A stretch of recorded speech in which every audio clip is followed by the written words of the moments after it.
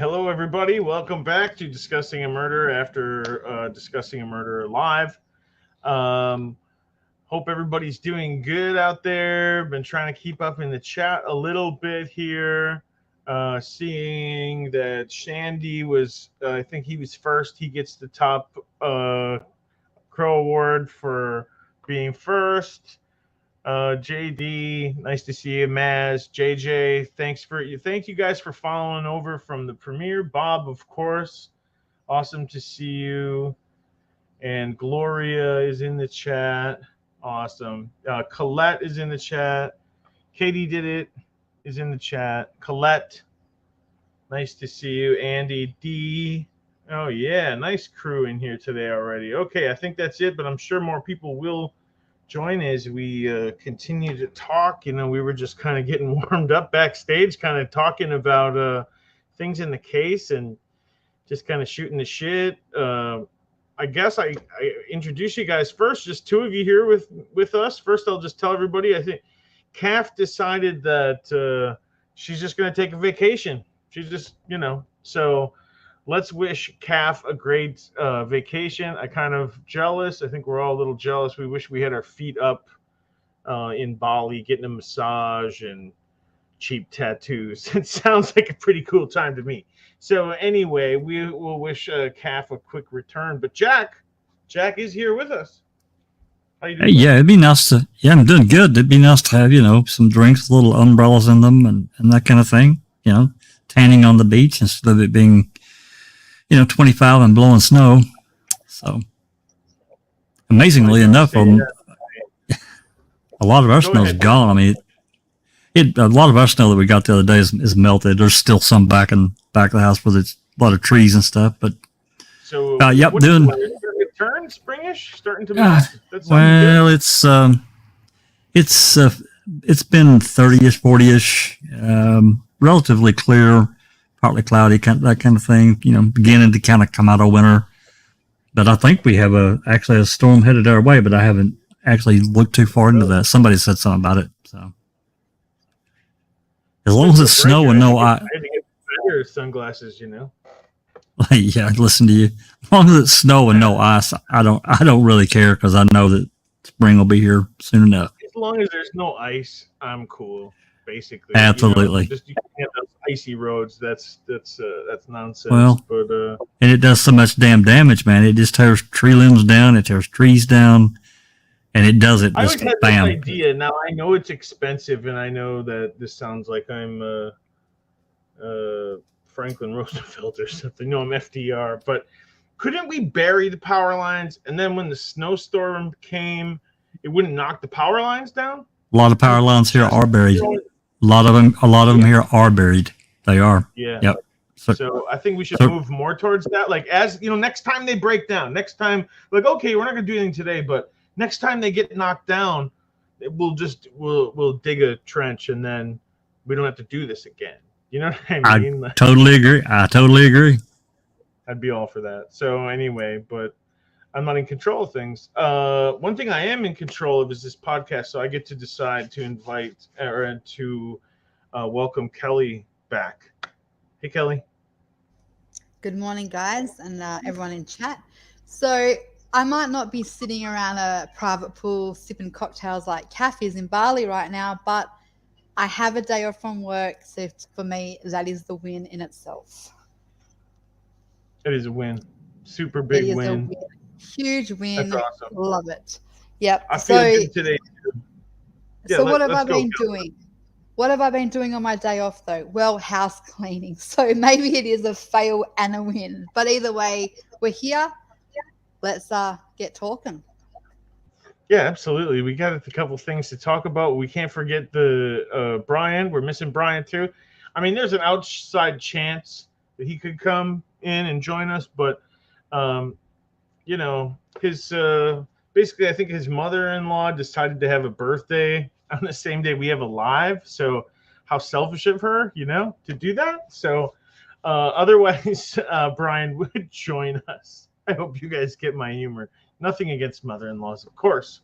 We love all the mother-in-laws out there. We got a lot to talk about.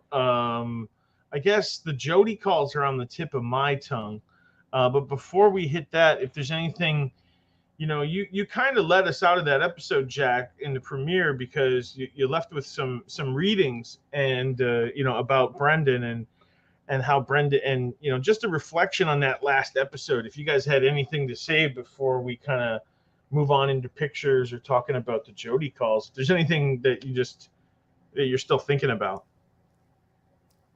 Yeah, I mean, you think about this guy, Luke Berg, and the depths and the lengths that he went to in twisting what I personally feel like as a prosecutor, I don't care if he's an AAG or not, he twisted a lot of what really happened to his own, version of events. And to me, and I think so many others, they weren't.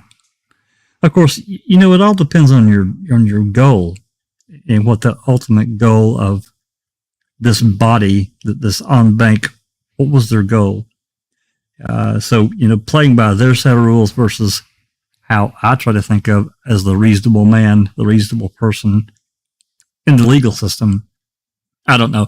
I just felt like he went a bridge too far, actually a couple of bridges too far in his twisting and these characterizations that he made around a lot of the statements and events to me to get his way. It wasn't about the truth. It really, and to me, that's what it has to be about, is the truth. Once you vary from that, you can vary a little and still maintain your ethical, I think, duty. But once you veer too far off that road, you fuck the process up. And the process is everything. So I don't know. I have real issues with what Luke Berg did. Real issues.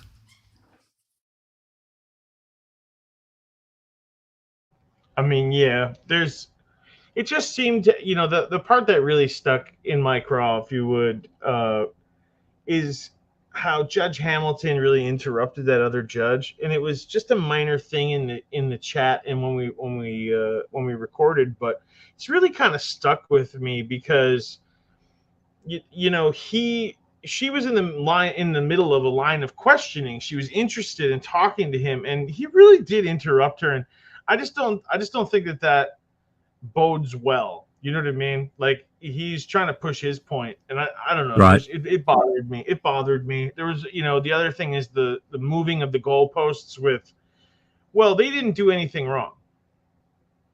But if they did do anything wrong, it wasn't that bad. It's just, come on. Like, I just can't handle that because we've seen that in children, right? I didn't do it. Yes, you did. I proved it. Well, I did, but it wasn't that bad. It's like the cookie jar example, right? Like, I didn't break the cookie jar.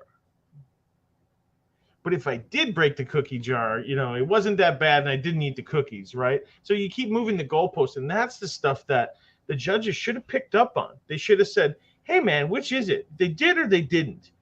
Did they or they didn't? Are there instances, minor instances as you call them, or weren't there? That's it. And I just think that his little, the way that he kind of bobbed and weaved his way into getting an extra 3 minutes. I don't know if he was going to get that extra 3 minutes anyway, but yeah. I think the movie the goalpost that was a huge event. Plus this total mischaracterization, they led Brendan, their questions really from you could go all the way back to November 6th if you wanted. When Baldwin pulled him over and O'Neill, you could go all the way back to then. But, even if you don't include that, so much of what Wiegert and Fassbender did was leading Brendan down this garden path. And when they got to something that they didn't like, no, Brendan, no, you're lying to us now. I think they counted it one time, and I can't remember exactly what point in the trial and which interview they were talking about, but I do distinctly remember one of the defense said, was asking Wiegert, do you know how many times you called him a liar? And I don't know what Wiegert said, some bullshit. And it was over 70 times, like 76 times in this short, whatever it was, example. Yeah. It's pretty outrageous because just think about in any instance, if someone called you a liar 72 times in any sitting, how that would That's go right. for them. That's right. And being a kid, so this goes into leading Brendan to where they wanted. And again, I have to, in my brain, I'm not saying everyone has to go with what Jack thinks, but to me, if it's not about the truth, then you're veering off that path and something else becomes your driver. So what is your driver? So if it's not the truth, what is it? You just want a statement that incriminates not only eventually myself, but Uncle Steve, or whoever the case may be. So anyway, yeah. No, I mean, and I know that's one thing that I said to Kel before you came into the studio, Jack, is I was like, if there's one thing I know that Jack doesn't need much of a prompting to talk about, is this case with Brendan, the Brendan angle. Dear guy.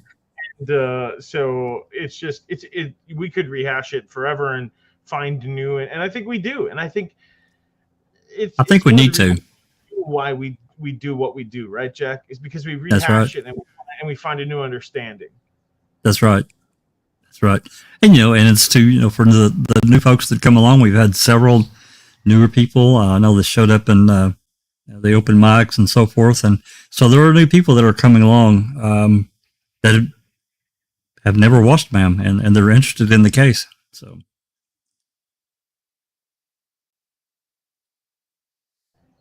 Absolutely.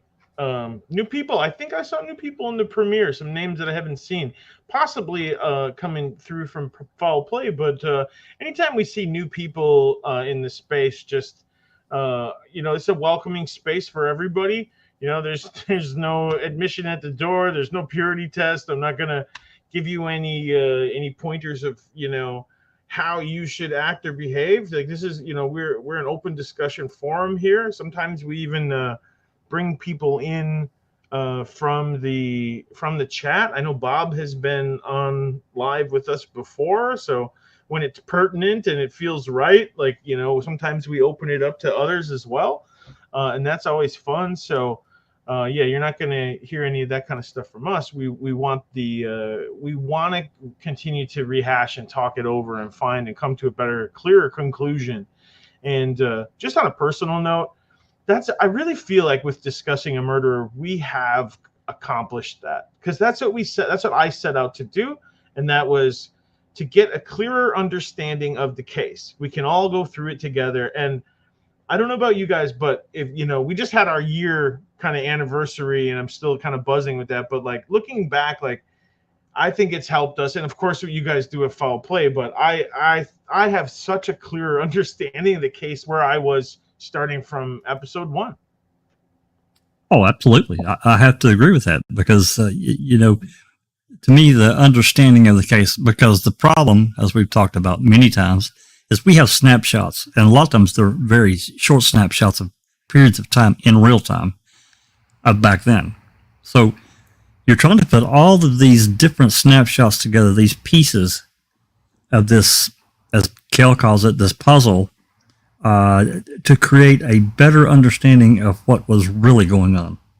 And not only in the, I guess, the more open, what we see, the pre-trial shed and, the various interviews. I'm talking about stuff that we have to kind of speculate because of something that gets said here or there, trying to understand the really more non-public aspect of the case, of what these investigators were doing, the defense lawyers were doing, and so on and so forth. I've definitely got a better understanding myself. No doubt. Kel, where are you at? Did you learn a lot?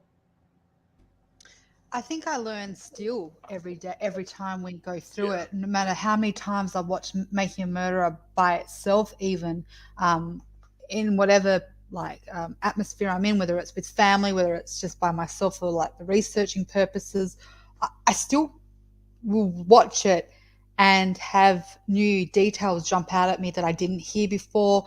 And I think this is the advantage of going back to this, how we kind of incorporated the whole Making a Murderer and discussing of the Making a Murderer, was because that was the whole point, was to all the documents available to us in the now, and a lot of people have really gone out and FOIA'd a lot of information that even probably the filmmakers didn't have access to or wasn't aware of, because a lot of it, 2017 with the KSO 2.0 kind of was that before or after? Can one of you gentlemen just remind me? What came first? Did Making a Murderer 2 come first and then KSO? Or was KSO and then Making a Murderer? I think they were, I don't say hand in hand, but they weren't too far apart. Yeah, I don't remember exactly. Yeah, that's how I've always kind of incorporated the timeline. I can probably tell you. Go ahead and continue to talk. I can probably tell you. Sure. Hold on. So yeah, basically, I just find it really interesting that and that's why, I guess, I know we all talk about how frustrating it can get. And I think in one of the lives, even Kath brought it up, saying it can be overwhelming and frustrating when we feel like we're always going back and covering the same ground. We go round and round in circles, and you kind of get a little bit to the point that you go, what more could I find, or what more can I think that I haven't already explored or said? And I think that's why I do like going back to the beginning, though, because when you go back to the beginning, you find things that didn't make sense then, but now make sense now because you've got additional information. And fortunately, it's majority of the community that's bringing that forward. And that's from the FOIAs and from the investigating of people doing the researching and doing that and bringing it all together. And you've just got the advantage that Jeff, that you're able to host on a platform to bring it all together and I think that's what makes it even better. Whether you're new to the case, whether you've been around for few years, or whether you're a veteran in terms of you've been there from the beginning, everyone can relate. Everyone can be on the same path and journey together as we go forward. So yeah, I learn a lot, and I think a lot of people bring a lot of great research to the community. There's also, the irony is that there is that division between guilters versus truthers, and yet there's always that in the middle where you should be able to kind of come together, and you don't have to agree to disagree, but just find common ground in terms of certain things. And that can be beneficial for us as truthers, because they might be able to finally show us something in their way of thinking that can kind of help us even move on from certain areas of the case, to kind of let it go and go, you know what, they do have a point. There's nothing in that. I can let it go. And I don't know whether I won't speak on behalf of how they think, but maybe there's a few that have looked at it and said, you know what, okay, we'll give you this. And I'll give you one, for example, Brendan.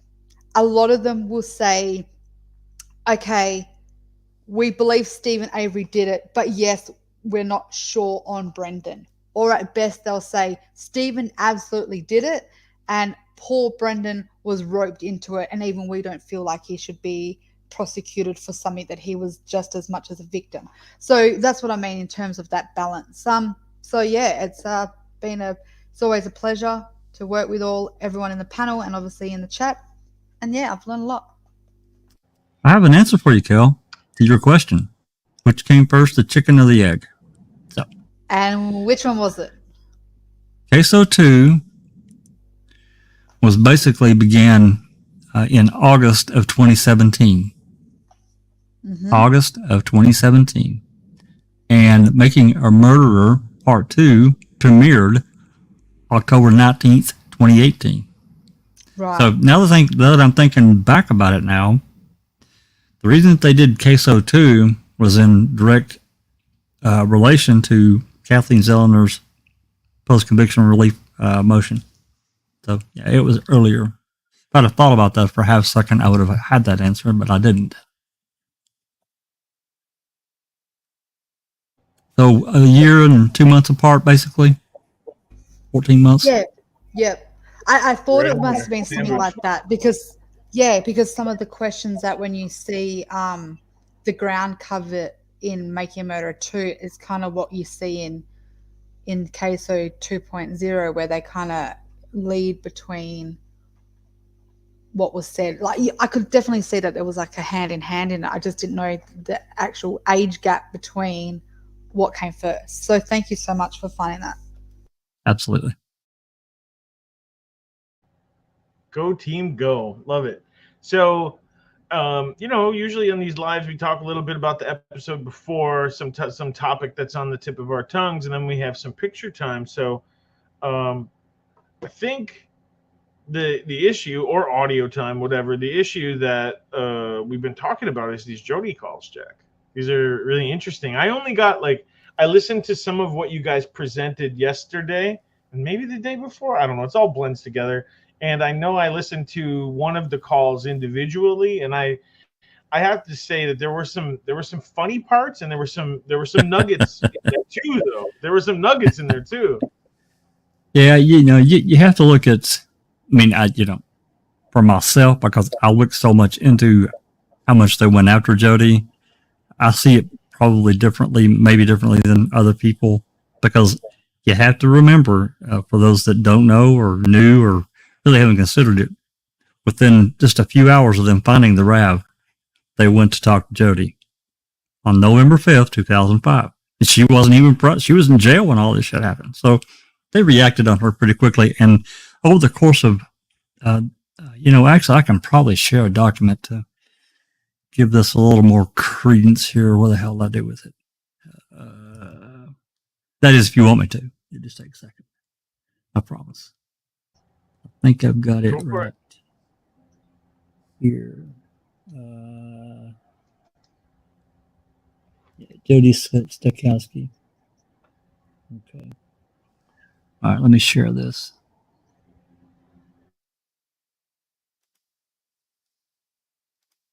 This is something that I put together a few months ago when I was deep diving into these events surrounding. Where the hell are you at? It's not showing up in the list here for me to share. That's weird. Documents. Jody. Let me cancel. Try again.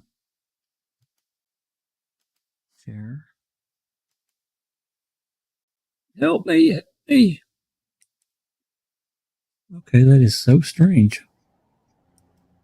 You can't. It's a Word document.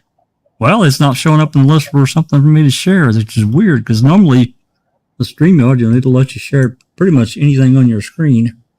Yeah, that's right. Oh, there it is. Got it. Nice.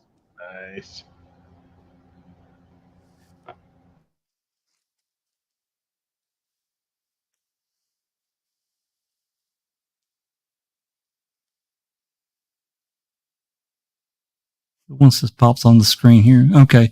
So as you can see, these interactions, they started immediately.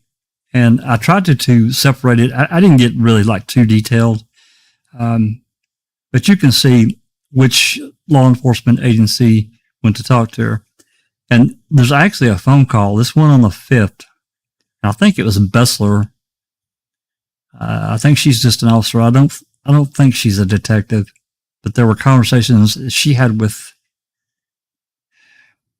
Please don't ask me who she talked to on the phone, but she talked to someone, and they said, well, yeah, she's here, I think this is the phone call. She's in, Gen Pop, and they said, well, I think it may have been Link. Let's get her isolated, let's get her out of the yard and get her isolated wherever, blah, blah, blah. I don't remember if it was get her in her cell or, in an interrogation room or, someplace they could talk. And so then it would, there was more to that call. Anyway, I'm not going to belabor that. And then you can see all these other dates here. Matt came to interview her several times. And then this one on the 11th, you see that one, 11/11/2005. That one was with Deb Strauss. And I've been trying since August 20th, 2022. This one was recorded. 11/11/2005 was recorded. I've been trying since then to get a copy of that audio. Now, they're not saying they won't give it to me. They're just saying, you kind of got to get in line. I've been standing in line for months now, and I'm still waiting. I don't know about what's that. Did you have a question? I'm sorry. No, I didn't. I thought there is a question. Maz, yeah. Okay. Okay, question, Jax. Knowing then now what you know now, I think we all agree that Debbie was a plant. But what about 100%. the bad shit crazy preacher lady? And I now think she was a plant also. Maybe. I don't know the preacher lady, but I know Debbie. I'm 100% convinced she's a plant. I'm 100% convinced. Wow, that's interesting. So she was definitely like, dishing it back to law enforcement. That's kind of what you feel? I don't think that was her goal, because she gets involved with Stephen. I don't know exactly how. She starts writing him at the jail. And so he starts replying to her. And for Stephen, he can't keep his mouth shut. His mouth is his own worst enemy. We all know that. So, but, there's things that, like we talked about before we went live, there's things he wants done outside that he can't do. And so he's relying on other people. And she seems to be willing. She seems to be willing to talk to him. There is, in Stephen's opinion, from what he says on the phone calls, is his family's not working fast enough for him. That's his. Basically. Why didn't you do that yesterday? Why you should have. So the fact that he's reaching out to other people doesn't really surprise me, to try to get things done, to try to help things on the outside. So, yeah, I do think that Stephen would have said and done whatever he needed to say and do to get what he needed, and I'm not saying it's right or wrong, but I think that's where the "I love you, Debbie" stuff comes in, right? Yeah, but it's enough for them to play that back to Jody, right? He wouldn't say that for many, many phone calls. She would say it to him, and this really happened really quickly. She started saying the "I love you" thing. When they start talking in December of 2005. So that number one to me was really weird. Really, really weird. I don't know. I can't go there. Anyway, but I think that her goal was the end result of exactly what they wanted to do, is introduce this other person, this whoever, because they had already went after Jody. Remember, they had already went after her, and she wouldn't give them anything other than what they already knew.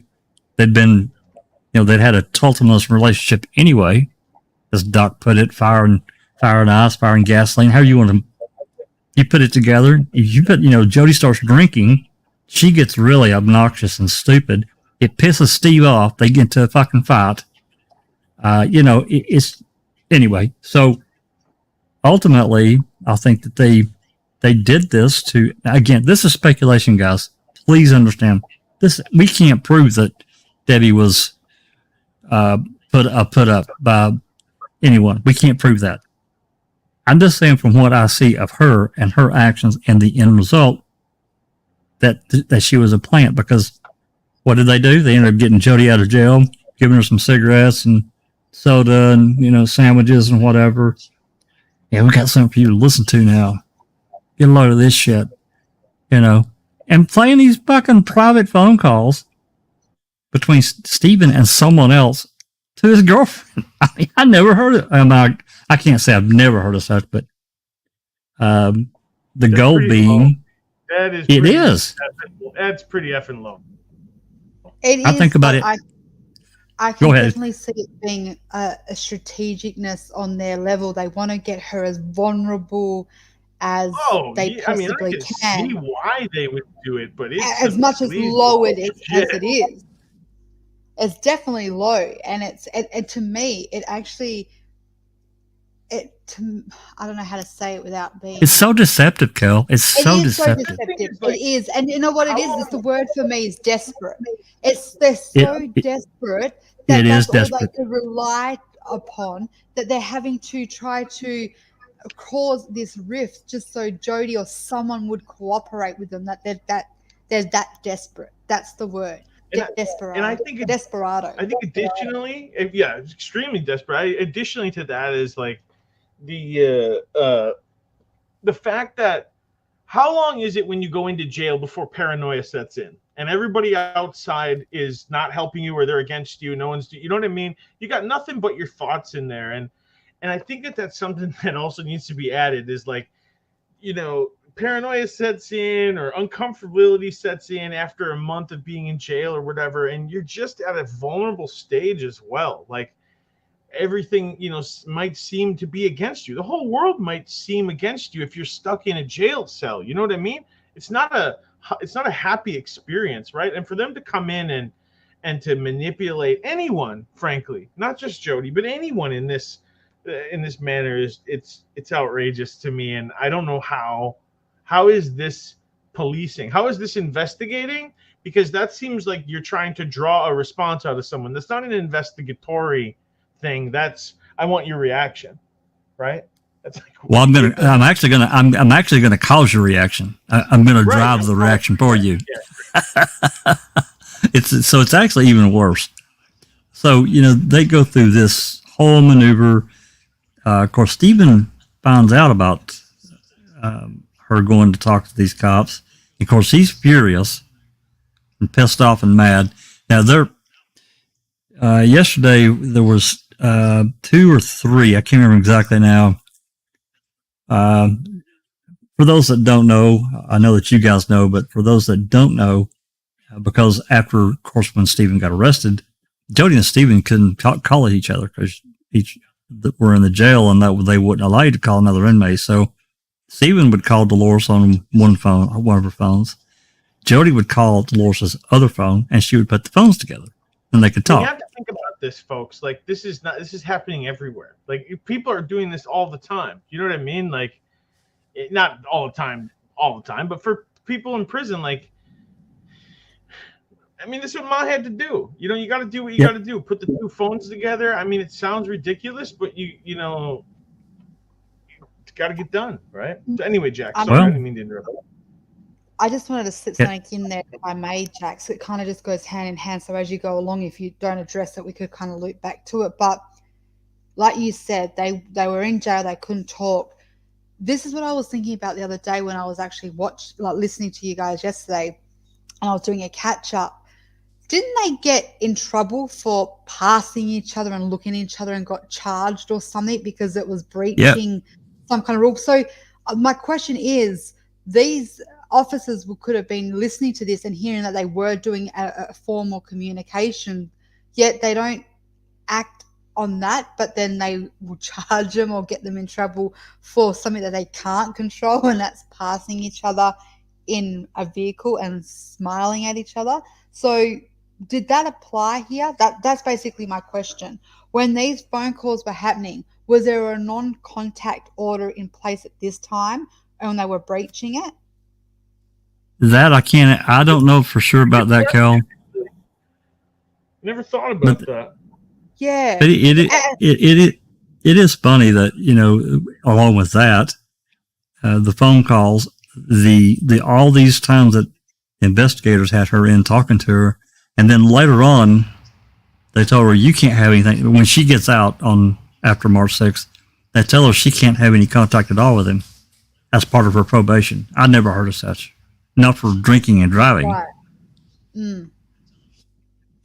And just to quickly go back and just to say to everyone in the community that listens to this, I believe Jeff just said it. He said, this wasn't like something that did not happen. If you're in jail, you find a way to communicate, or people find avenues to do this because they can't do directly contact. But I don't know whether you guys have been following along with the Alex case, Alex Murdaugh or Murdaugh, however you say it. So it's just come out that what he was doing, because they were talking about his prison time at the moment and how he's kind of found his own kind of little status. And what he was actually doing was this. He was using his lawyer to do an outside line. So what he was doing is, because we all know when you call your lawyer, it's confidentiality, it's privileges, client lawyer privileges, so you can't, record it. He was calling his lawyer, and because he knows once it hits the lawyer, they can't record, then the lawyer would then three-way call it out to who Alex wanted to talk to on a line that wasn't recorded. How cheeky is that? He's a lawyer. I don't know South Carolina law or the Canada laws, but he could get in trouble for that. Well, yeah, but I think that they were using I think it's all under the investigation at the moment. So we could find that he might get in trouble for it. I've just been following it along, and I'm like, Sure. Oh, how cheeky. So he was calling up the lawyer's business or partners or whatever it was, and they were using that line because they weren't allowed to legally record it, to then forward it on to people on the outside, like family and friends, where he could talk openly without it being recorded. I just think that's crazy. So cheeky. It is. And, he'd been a court officer. I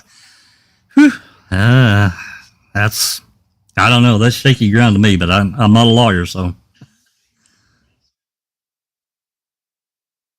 But, getting back to this, this whole, thing in real time, and you can see all of these are some type of event. Every one of these is some type of event that one law enforcement or another or both had some kind of interaction with Jodi. And then, of course, we run down into, of course, she had put a non-contact order in sometime there in February, March. It's like, I'm tired. I don't want to talk to you no more. Don't contact me. And that went on for quite some time. And I think that after she got out, she wanted, when they had done the search and seizure on the trailer, they had taken some things that belonged to her. So she contacted, I think, Wiegert, whoever, about getting some of her stuff back. And then, of course, a conversation got struck up. So then, there on August 31st,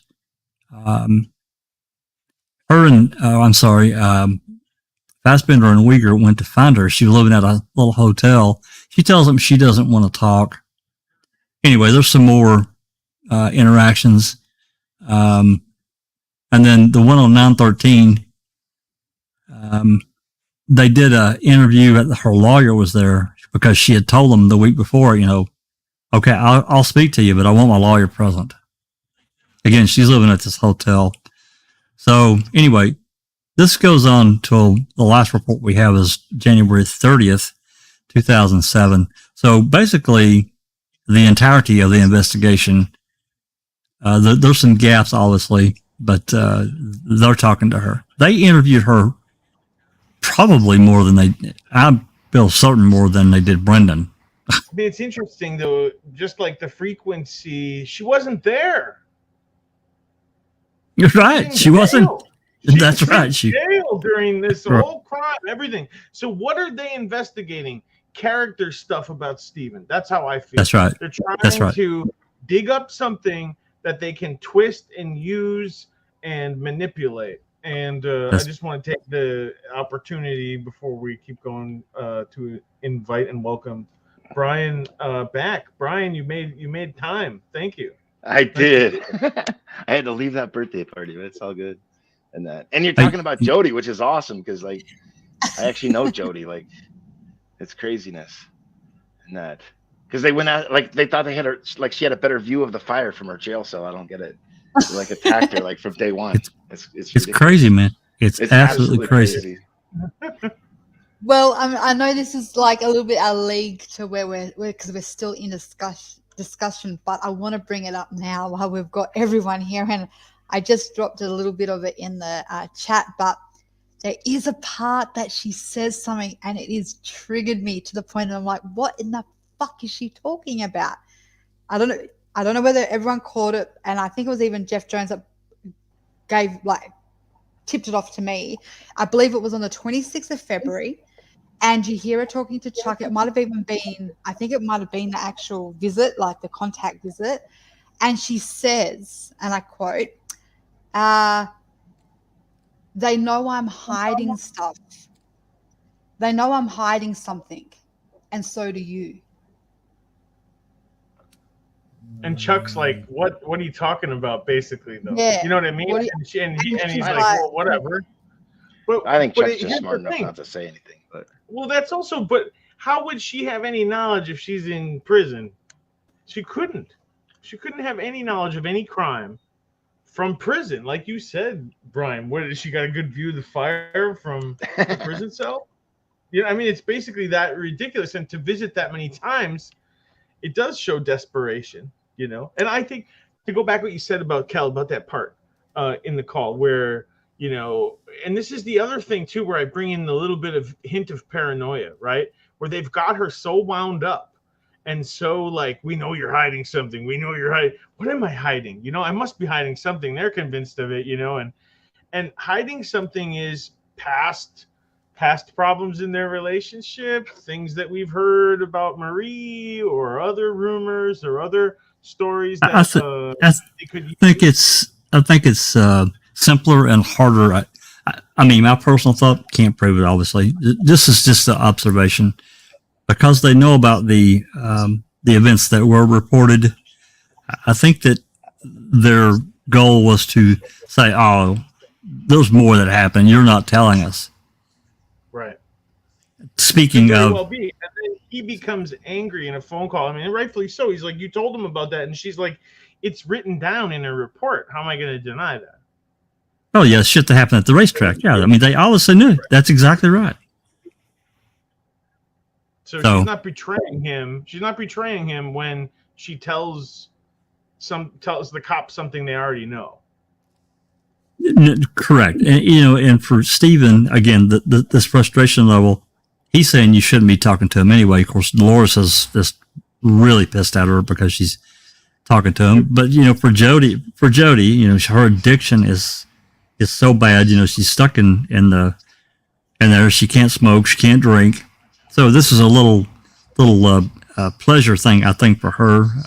I think she saw pretty quickly that she was important to them. And to some degree, to a large degree, she used it so she could get a few little favors. You know, she could smoke. They give her cigarettes, and if they brought her cigarettes. Then I'm sure they did. I know they did because she. I know they did, because she talked about it. She wants a cigarette, right? She talked about it in one of the calls to Chuck.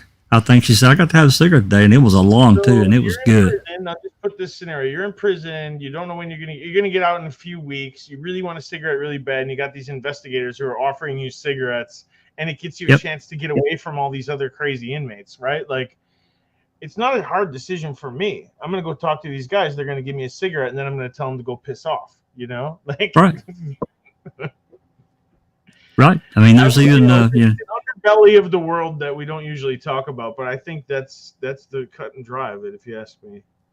I mean, there's one of the interviews that I got that shows, you know, when she's, you know, she's in the interview, or I think it may even be Wiegert's office, and they're talking to her, and they're like, well, we're going to play this recording for you, and that's when they play these calls for Jody, that, you know, Stephen and Debbie talking, and so of course it pisses her off straight off, you know.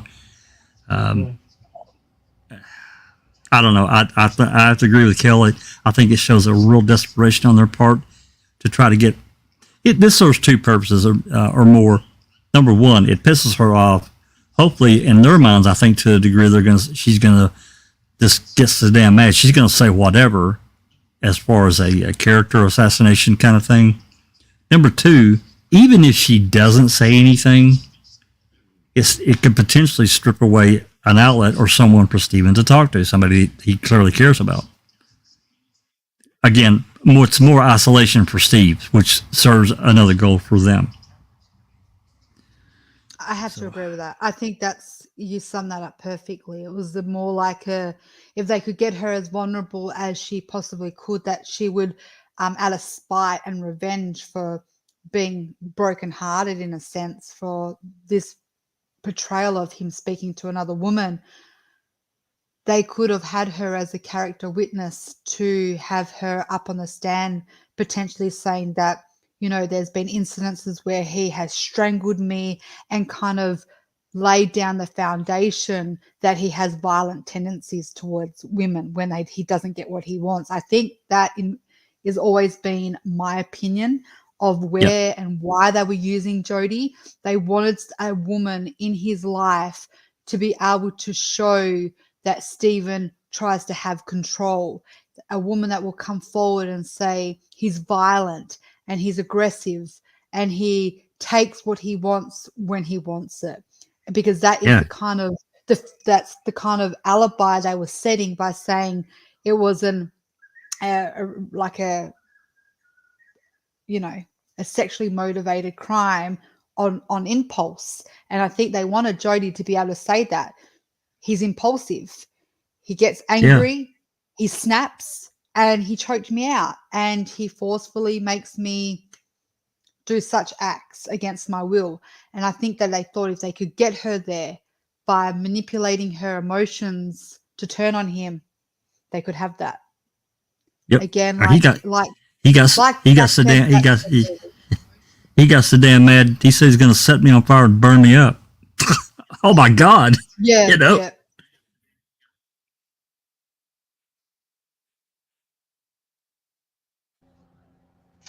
Yeah, it's really interesting, and I know you guys were going through those calls. So I urge everybody to go over to those Foul Play and check out those calls from Jodie. They're the ones to Chuck are interesting. Yeah, go ahead, Kel.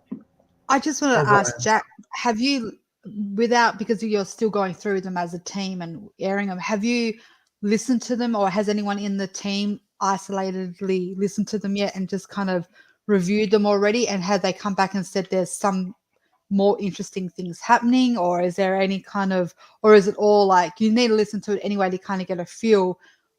Is there any kind of feedback on what's to come? Yeah, it's going to get really interesting now, because this is we stopped.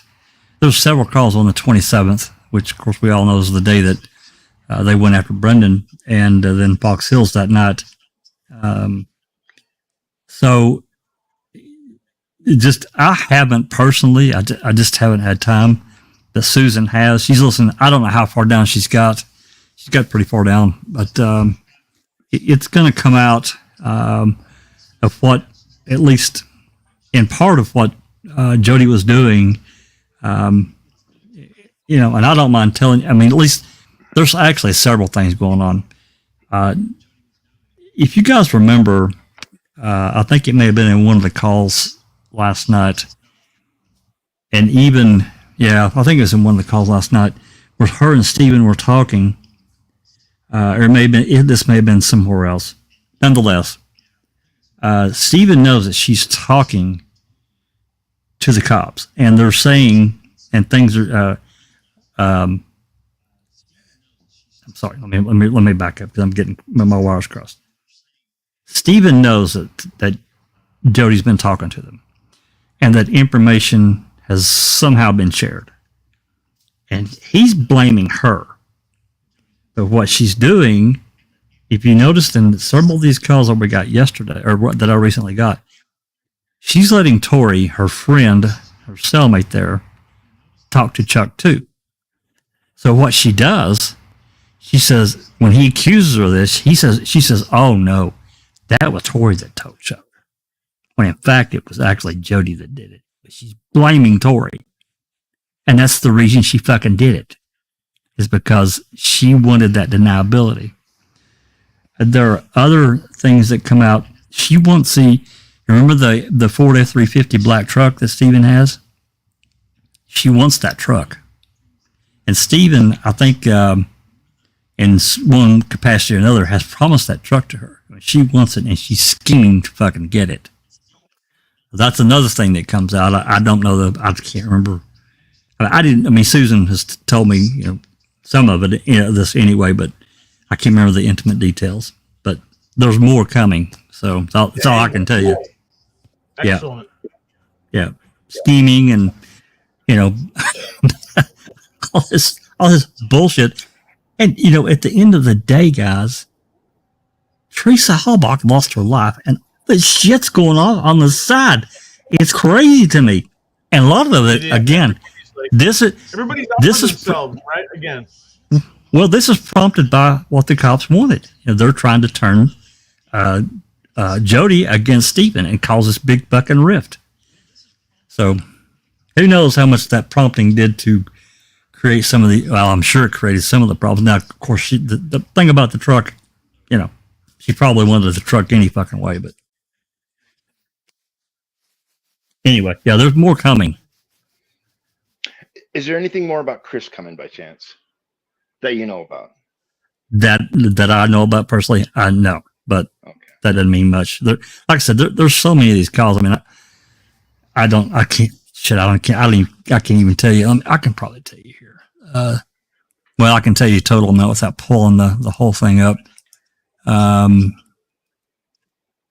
Total, let's see here. D drive.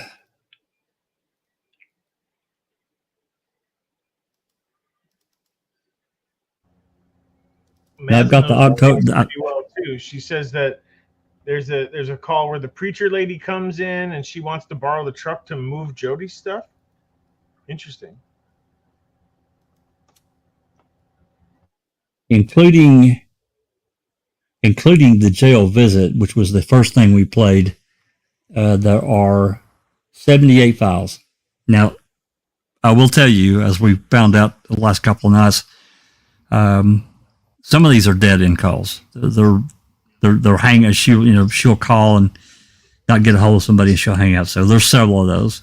So I don't know how many of those will be, pretty short. It looks like there's a few scattered here and there. I can always tell by looking at the file size and how long it is that they're hang-ups. So, but a lot of them are, 15 minutes, 14 minutes, 7 minutes, 9 minutes. It varies. Perfect. Those are my favorite. Yeah. Nothing like listening to Stephen talk for like 57 minutes to Dolores for 3 minutes worth of information. Yeah, exactly. Exactly. Oh, that's funny. I was going to say there was another part of I think it was the first one I heard. So this is the visit. And they're talking about Shannon. Quick replay for people that don't quite know where she fits in. Shannon, and Jax, please, if I get it wrong, please correct me. Shannon is Chuck's daughter. Is that correct? Correct. That's right. Right. Yeah. So she had like a, I'm going to say alcohol, maybe drug issue as well. But oh no, it's definitely an alcohol and drug issue, big time. Okay. Yep. So but it sounds like she's wound herself in jail where Jody is, and she's talking about she could be in A block or something in that lines, and she's like, "Do you want me to find out?" And Chuck's kind of like, "Nah, I'll speak about it tonight, whatever." So this is what I found interesting. Jody says, I heard that Shannon told somebody that that Stephen had inappropriately touched her. Yeah. And what's with that? And Chuck's like, no way. Like, she was only here for 4 days. She was only here for like 4 days. And then I put her up in this motel for the month and blah, blah, blah. Now, this is where the sliding doors starts for me. And I'm like, whew. And everything piqued my interest because are you ready for the plot twist, everyone? The plot twist is Shannon went to Tom Skowinski's sister's, Ivy Skowinski's house, and Ivy calls in to report Shannon. Yeah. And there's a call, and we hear it. And Ivy's saying, Shannon's been here. She's basically cooked out. She's drinking. And she says, she was saying things like there's some things going on at the Avery salvage yard, things that are happening, but no one knows about it. And there's some shady shit that's happening over there, but she won't discuss it. And then she kind of goes on about, obviously, she's an alcoholic and she's been drinking. And then she starts talking about Shannon's dad or father or something on those lines are trying to find out where she lives, and she's starting to feel a little bit concerned about it. She doesn't want these people knowing where she is, and they're trying to find out information about her. But what I found interesting was how it all loops in. So we have a phone call from Ivy on, I think it was the 11th of 2005. I'm looking right now. It is 11/11, Yep, 2005. 11/11. Yep. 11/11/05, stating that she had Shannon been staying with her, something about the boyfriend, and that there's some stuff that has just happened to her on the Avery salvage yard that she's losing her shit over. And the now we're boyfriend's hearing, and the boyfriend's interesting. And then a year later, well, not even a year later, a few months later, we have it passing through jail to Jody that Shannon's claiming that Stephen Avery had done something to her in that time period. So I went back and I thought, okay, so how realistic could that, not realistic because I don't believe it, but what is this time frame? So we know that Stephen got arrested on the 9th of the 11th and since the 9th he's not ever come out of jail. So it would have had to have happened prior. So there's a time period in that would have been before the 9th, but it would have had to have been before the 11th because she's now moved over to Shannon's. Although everyone might be thinking, what is your point? My point is the irony of how sliding doors cross over and what a small world that we have the gentleman, Tom Skowinski's sister, now involved in the case as well, in a sense.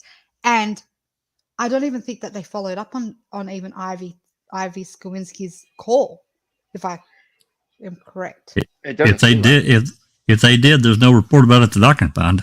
Right. Exactly. So there's no report on her either. And she's sitting there. They could have, again, this is very speculative. This is purely just looking at it from an investigating point of view. They had an opportunity that this woman's saying that there's things happening on the Avery salvage yard that this woman is like frying out over, that no one knows about, that it's sending her loopy. And they didn't even follow it up. Why didn't they go and speak to this woman? For all they knew, they could have then followed up with Shannon. And imagine if Shannon at that moment spilled, Stephen Avery had just done this to me. Holy shit. Right. I got to be honest with you, Kel. You consider that's actually Manitowoc is not that big people-wise, but it really kind of flipped me out when we found out that Ivy Skowinski was the one that called in. So what's the odds, brother and sister in the same town are calling in about the same fucking case? Both seems like they know who the Averys are then, and it actually adds it kind of adds a little bit of believability to Thomas Skowinski. Maybe he does know what Bobby looks like. If Ivy knows Shannon and the family, you know what I'm saying? Like, it's interesting. It is because I'm telling you, the one guy. I've never said this, but no, I've said it not publicly. But the one guy who truly flies under the radar is Chris Avery. Hands down. Oh yeah. He lived on the salvage yard. He was living with his girlfriend, but he literally that was his address until he moved November 1st. Nobody ever talks about him ever, and you could probably tie him to Andres Martinez and a bunch of other people that seem to know what the hell's going on out there. In the November interview with Chuck, he's in the back of the squad car and he's going to get his DNA taken. They ask him, they say, "What about your son?" And he really deflects it away from he wants the cops to do nothing to do with Chris. Don't get him involved in this. He's just moved out, or I haven't even seen him, or whatever. So you're right. He's on the property and his name doesn't come up, right? We know who Martinez is. We know who, all these people, we know who customers are, but we kind of let Chris Avery kind of go unaccounted for. Yeah. It's a good point. Really is, Brian. It's not just that. It's Ziggy, you're probably a lot more better in probably explaining this than I am because forgive me because I don't really know the car again. But remember, we had that other bus lady who claims that she saw Bobby driving past in a blue or gray culpa. I don't even know the name of the car that she's alleging, but then we hear, I think it sparked your interest, Brian, because you said, holy shit, what was that about that car? Because we just got confirmation who it belonged to, and it was Chuck's. And Chris was connected to this car. So, you know what I mean? Like, I know that's just not proving anything, but it's just so funny when all these parallels of circumstances come in as a cluster together, and you're like, holy crap, what doesn't make sense then could mean something now. It just, what was that car, Brian?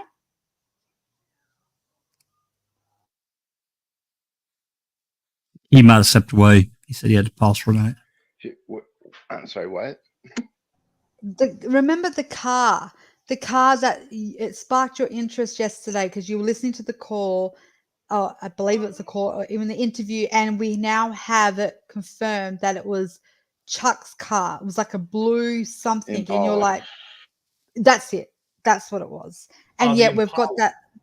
And then we have that lady that has reached out to another community member who had a discussion and said something like on the lines like they believe that they saw Bobby in it. But it was actually driver, the other one, Tammy. Yes. Tammy. You know, Tammy. Okay. And I see Barb. Not to change the subject too much. I see Barb in the discussion in the live chat. Hey, Barb. You know, there's information that we got. Gosh, I can't remember. Probably sometime early last year, various reports, and you know, knowing, and again, I know Shannon's had a lot of trouble, a lot of problems, a lot of issues back then. You know, moving forward into real time, there's a lot of information we chose not to release because, again, I've said this before, you just don't know where someone's at in their life now. And I sure don't, as hell don't want to be the person, if somebody's straightened their life up, you know, or they're on, you know, at least making headway, and they're maybe a little bit of. We're trying to. Yeah, you know, right. Someone who's trying to get their shit together, right? So that's right. They want to hear or read about some asshole, some asshole on YouTube spewing shit about their early life. And so we've decided not to publish some of these documents and so forth. But she did have trouble. She had a lot of problems with drugs and alcohol and mental health issues and so forth. But, you know, I've not made any. What she says, I think that's Barb's point, is you have to take what she says as questionable because. Well, I'm curious. I'm curious about. I'm curious about now. How's she doing now? You know, I mean, she says they don't really have anything to do with her right now. I mean, you always hope that somebody gets better over time. Some people don't. They just can't get out of the hole. I get it. But, you know, I've never really done any more investigating into the real time now versus real time then. I was just curious. It sounded like she's still got some real issues. That was my point. Right on. Well, yeah. I mean, basically the Jody calls are interesting, and we got, and as you say, Foul Play is going to be releasing those, you know, in short order. So we got quite a few things to talk about for the next something to chomp on at least while we wait for you know, to hear something from the court. Yeah, I decided to do these differently, and this is not a matter of just saying, "Oh, you've got them and you're going to hog them." That's not it at all. But because they are new, we don't have a lot going on. I thought it would be interesting to go through them together. They're going to be released. Better that way because, you know, if you release calls, you should release them as you do. I think it's perfect, like to just put them out there. But more of us are going to listen to it if we do it together. That's how I feel. Well, I think we get a different perspective and a different feeling, you know, because, you know, Kel may think of something, or Brian, or you, that has a different perspective and spin, and you think, yeah, you know what, you're right. That does sound better than what may be thinking right now. There may be shit that comes out, you know, later on that changes our mind completely. I'm glad to play. If you want me to play any of these calls, I'm glad to do it, or the jail visit, or whatever. I'm just saying, I'm just offering. It's up to you guys entirely, or we can look at photos, whatever you guys want to do. Sure. What do you guys think? Kel?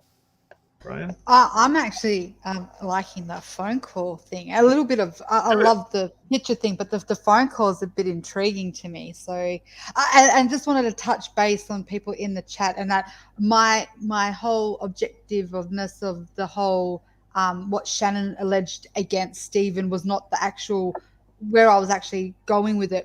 It was just the whole realism of how everyone's connected, how Ivy Absolutely. that was kind of where I was going with it. I don't want you guys to take that away that I was trying to accuse Stephen or accusing No. It was just trying to show how it all kind of came back in, like it goes around and it just came back. And I think this part little I think Barb's resonating basically what we should be, kind of like, you shouldn't really necessarily believe what's being said. And it's sorry, I get, I'm sorry to hear that that she may be homeless. And Barb says she's homeless now, and that's not good to hear. Let's wish her the best. Let's hope that she can get to a place that she needs to be. So I'm sorry to hear that about anybody. It's really it's disheartening to hear, but it's also a huge problem that we're having throughout the country that we need to find a solution to. Homelessness is a real issue today, more than ever. It's hard for me because my brother he got into the bottle and then later into drugs, and he couldn't climb out of it. He climbed out of it, and he had other issues. I've admitted this. I've talked about this a little bit online, but it's just something that he could never really ever get away from, and it killed him.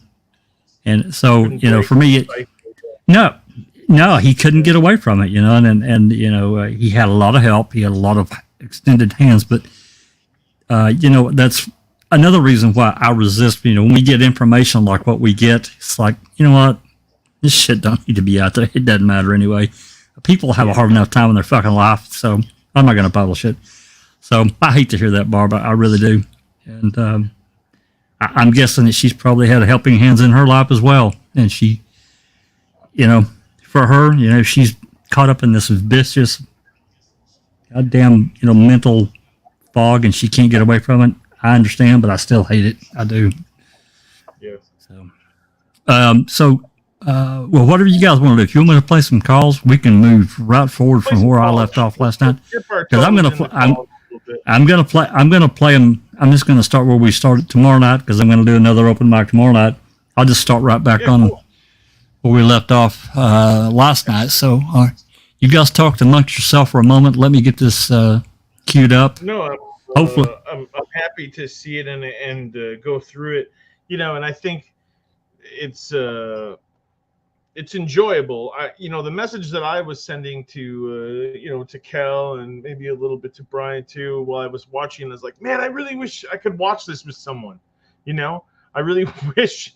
This is, there are some really interesting bits, and some of it's really boring, and I wish I had someone. And some of it, there are some funny parts that I wish I had someone to watch it with. So I do enjoy it a lot, Jack. I appreciate you sharing today. Thank you. And here I watched it on the open mic, which is cool, with like 100 people. Was there 100 people there? Oh, I don't know. I didn't count. I was in for a little bit. Oh, I hear what you're saying. Just a ton of people. Yeah. Well,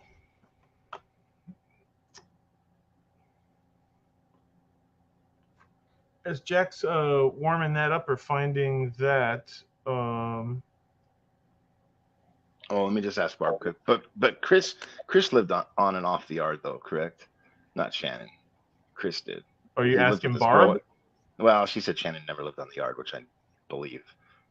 Shannon never lived there, but Chris lived there until the November 1st of 2005, if I remember. Well, that was his address. That was his address. Okay. I don't think he was ever actually there. I mean, I think he was living with his girlfriend on White Cedar, wherever she was at, and they moved to Washington Street. But the thing that's interesting, I'm not accusing Chris or anything like that by any means. It's just like there's all these people kind of on the yard that would make more sense to have killed Teresa, and they never look into them. And Andres Martinez, I mean, again, I feel I don't think he's a viable suspect as far as actually murdering Teresa, but when you read through his interviews and everything else, and his shadiness with Wiegert and Fassbender, like, oh, I've decided I'm not going to talk about it anymore, blah, blah, blah. I think he knows something. And he was on the yard, that week. We know that more than once. And then you kind of start looking at the people that he may have hung out with and associated with. And I don't know that it was necessarily Chris, but I feel like Chris would know people that he hung out with and associated with. And they were never investigated, period. They just went after Steven, and 4 months later decided that Brennan was the best possible accomplice, which is completely mind-blowing. But yeah, anyways. Does that make sense? You know what I'm saying, right? I mean, it's Yeah, they never looked into Chuck. They never, they took Earl's story, for example. I mean, just and even there's a recording of Detective Link even saying like, well, just because her car's there doesn't mean that Steven did it, and yet that's kind of how the investigation seems to have gone, And there's a call with Chuck. Chuck actually calls Calumet County on either the 5th or 6th, wondering when he can go home. And they're like, yeah, we got Chuck on the phone. And what is he, a nephew? And this is to Pagel, to Poggle rather. And Sheriff Poggle's like, oh, what is he, the nephew? No, he's the brother, you idiot. Like, what are you talking about? You know what I mean? Like, how do you not know who Chuck is at this point in your investigation? I mean, you found the rat on the property, and yet you've already eliminated everybody but Steven. That doesn't make any sense. Like, there should still be a list of suspects. And I would, and again, working for a sheriff's department at one point in my life, I mean, it's like you can't eliminate. Like, how is Chuck Avery of all people, the guy whose name's on the property, how is he all of a sudden already like you don't know who he is? Anyway, It's really interesting. Go ahead. This is completely off topic, but while Brian was talking, he just triggered my brain, and my brain does its thing where it just starts going and starts overthinking things. But you were bringing back like potential suspects that were on the Avery Savage at that day and who they could have, shoulda, woulda investigated and stuff. And then I just automatically went to Zipper's house in my head. And remember because I was kind of thinking about everyone when he was saying about the people on the Avery Savage yard, I'm thinking, I'm surprised they didn't blame Bear. And then I'm thinking to myself, hang on a minute, did they ever blame Zipper's dog? But then I think, was it ever confirmed that they even had a dog? He said that my dog will eat her from the feet up, if I'm quoting that right. Yet never once does anyone like in their reports that I remember that they said that when they went to the residence that there was a dog that they had to get around, or the fact that if Teresa went around the back to go speak to Joellen, if that's the right name, really that she would have had to have got past this dog. Not that I'm aware of. Yeah, I've never found confirmation that they had a dog either. So why would he sit there and say his dog's going to eat her up when he doesn't have a dog? What dog? George Zipper, his son is heading off to Alaska to find a job, and it wasn't his son, it was his grandson, and he hadn't went anywhere. He was probably asleep in his room. He was at school. Yeah. It's just ridiculous. Right. Yeah. How that stuff doesn't light up the phone lines of suspicious activity. And then it takes, I'm sorry, you're going to get me going. About 15 minutes of pounding on the door, and finally they agree to come in, let the cops in for an interview. Like, it's just, imagine if Steven had done that. Imagine if Steven was like, no, I don't want to come out and talk. You guys are gonna turn this into I did it. I just know it. You know what I mean? Like, imagine if he had done that, how differently that would have played. But Zipper does it, and they go, well, no big deal. He's just going to be upset. That's all they really have to say about it. Oh, Zipper is going to be upset. We're going to go back over there. Nothing about the dog. Nothing about the dog's going to be really barking, or we should get animal control out there to get the dog, because if we question him, he's going to get upset. Nothing like that. No mention. Really good. Look who's in chat. Who we got? Calf. Hey. Hello, Calf. Oh, vacation lady. Okay. Indonesia on vacation. Can't get away. Yep. She's got a little umbrella drink. So it won't let me pull up 2 windows at a time here on. Okay. So what I've pulled up here, this is just to show the list. Hopefully this will work okay when I go to play the call and it'll transfer. Hopefully it will.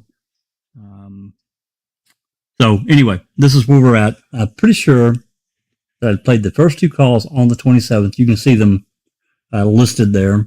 And then there's several more afterwards. And it shows the time. So the one that I pulled up is at 5:22. It's 17:22. It's 5:22 p.m. So anyway, I'm going to close this window and I'll pull the other one up. The actual player window.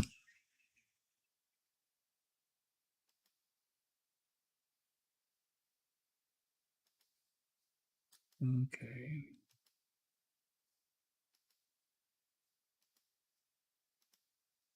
There we go. That's the actual player.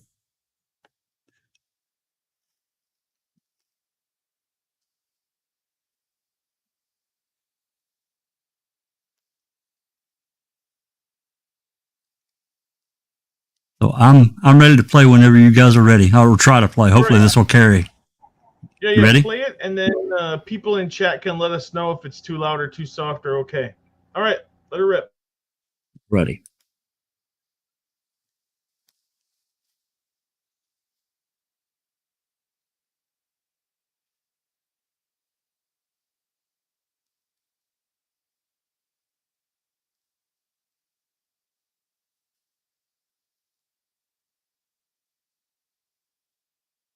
Yeah, I'm not getting anything. I'm not hearing it, unfortunately. Yeah, it's not carrying through. No. Damn it. I was afraid of that. I'll think of another way here.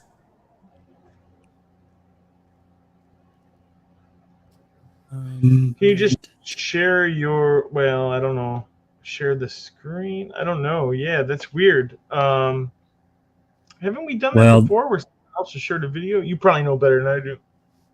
Well, I'm playing this directly from the DVD. There might be another way here. Okay. Let me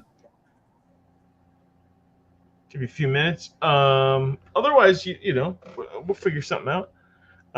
Yeah, I think we should dwell a little bit on what Barb said. Like, at the end of the day, we need to work to try to free these guys. That's good. It's I think every little bit and piece that we uncover helps that effort. And I think, like we said in the beginning of the podcast, rehashing this stuff and coming to a clearer understanding helps. I think that's what a role that we can take on. Where are you at there, Jack? Anything? But to continue on that thread, yeah, I mean, appreciate you joining chat. Yeah, I've got these copied to my hard disk. I might be able to play them that way with a different player. So give me just a second.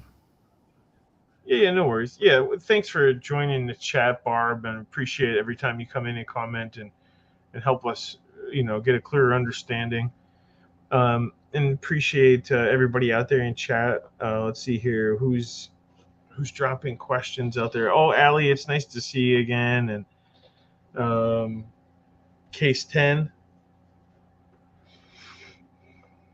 And Bob, yeah, Calf. I thought Calf was on vacation. She's not going to be here. She's probably back to her hot tub. Yeah, give Jack just a minute. Unless you guys, Brian or Kelly, got something to say, something to add. Oh, wait. I got nothing. Oh, he's got nothing. Well, I mean, I can always go on and on about something, but I don't know if we want to open a big, a big topic before we get to these calls. But Kel, do you have? Well, I could, but it'll start a shit fight. Fuck. No. Well, okay. Well, I'll say it as easy as I can, and this is kind of like Barb set the foundation. Let's free Stephen and Brendan. That's what we're here for.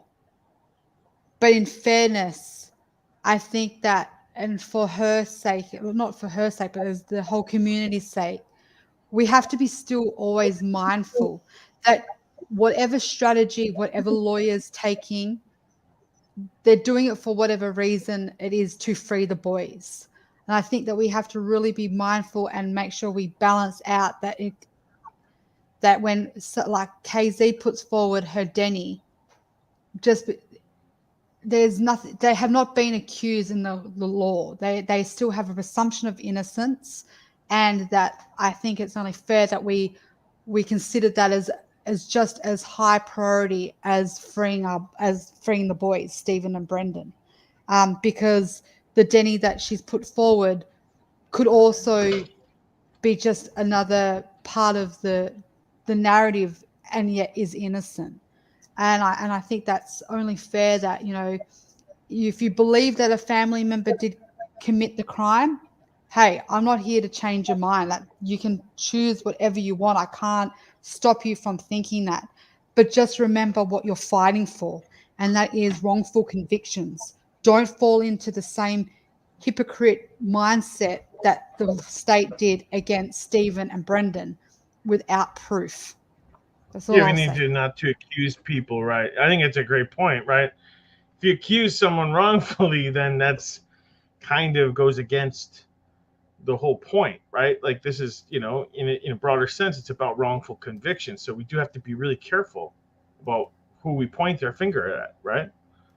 And there's just one thing that I would like to just resonate and remind everyone, like, as you're researching and going through people's testimonies and going through people's reports, you have to remember that not everybody is guilty, right? So yeah, people do suspicious or weird stuff, but you know, for example, if Tom Pierce isn't guilty of anything, then he's just trying to help. Then his statements should be read as he's just trying to help. And I think that's my point. Like everybody can have done it, right? So we have to keep a clear-headed about that too. Yeah, there's suspicious things, and people are doing suspicious activities all the time on their own account for their own drama, right? So we do need to be careful about that. Yeah, there's not everybody could have done it, right? And I think that's just a reminder that I keep saying to myself. You know, some people are just trying to help. Some people are just giving. Yeah, I think you see where I'm going with that. I don't know that I've got the media player pulled up. I think I'm 99. Well, actually, I'm sure I found the file that we were on. I don't know this will work, but we're going to try it. If you guys are ready. Boom. Here we go.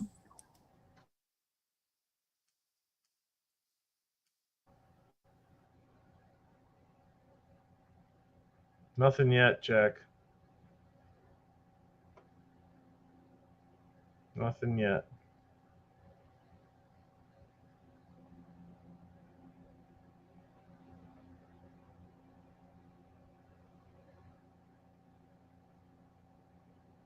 Sorry, Jack. We didn't. Yeah, that's not going to work either. Damn not it. Going to work either. Well, we tried. You know, maybe next time we can listen to something. We'll have it figured out, and you guys might have them on YouTube by then, right? So. Well, they'll be on open mic tomorrow. I thought we were going to get an exclusive. Can you hear my disappointment? You know what? I can try one more thing, and I can send this file to you directly. Well, that should work then. Yeah. Let's do that then. It's only 14 minutes, right? So I should be able. Yeah, that shouldn't take too long. So right. Yeah, good night, Barb. Thanks for joining us. Thanks everybody for sticking around while we kind of tinker. And I think, that's what the live is kind of about. When we do the premieres, they're edited and they're designed to be kind of, cut to, to get to the story. And we cut out some of the middle stuff. We wouldn't include all the in between while we're loading up videos and stuff. But there you go. It's in your DM on Discord. Oh, it's on Discord.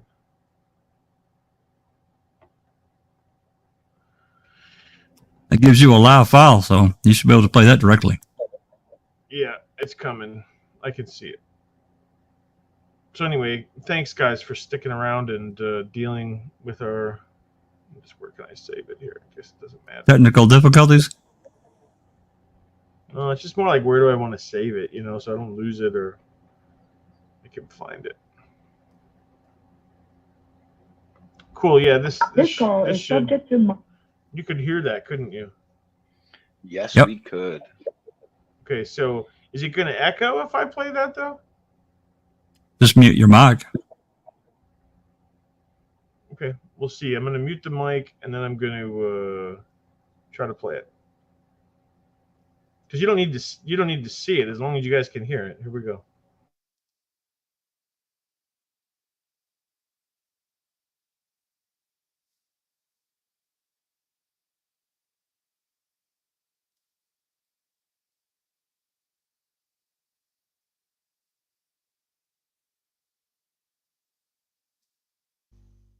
Am I meant to be hearing something? Yeah, I can't hear it either. May have to unmute your mic and. I think I have to unmute my mic. Let me know if it's bad. If it sounds bad. Okay. But yeah, that's what I'm gonna have to do. Okay. This call is subject to monitoring and recording. Thank you for using Evercom. Yeah. Just put it this way. I'll be picking you up. Why? Just put it that way. I will be picking you up. What's going on? Nothing. Bullshit.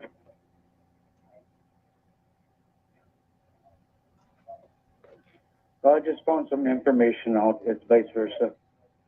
What do you mean? Someone was there Where? Monday night. Here? No. There? Yes. Her? What? Her? Or what? Debbie? No, I can't say nothing. I mean, but I'm Today's Monday night. not saying this Monday. Last Monday. I'm not saying last Monday. But we'll talk. I'll be picking you up, and we'll take everything from there. Because I don't want to say nothing over the. Fuck the phones. I need to know before I call over there. Don't even. I won't. I just need to know.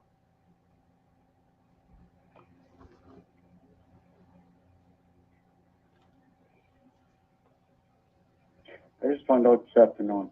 What? Huh? What? I'm not going to say nothing because I don't know nothing exactly for sure. Just tell me anyways, please. I don't know nothing exactly for sure. Tell me what you do know. It's got something to do with Brendan.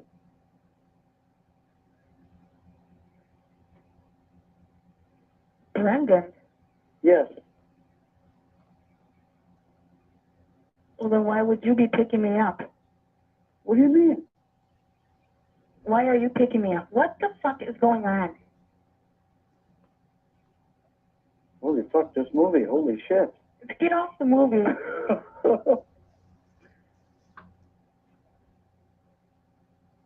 No, we got to do a lot of talking, Manuel. I mean, don't say nothing, Tori. No, But not even up here. yeah, but I won't say nothing.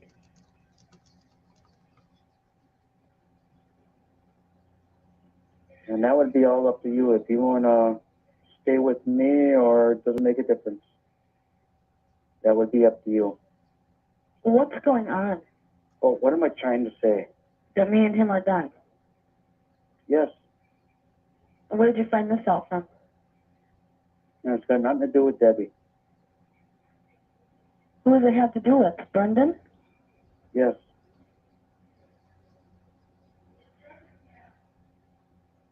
What did he say to you?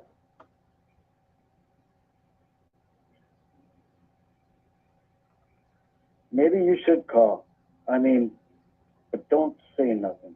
Nothing at all would I even talk to you. Where's Barbara? Two Rivers.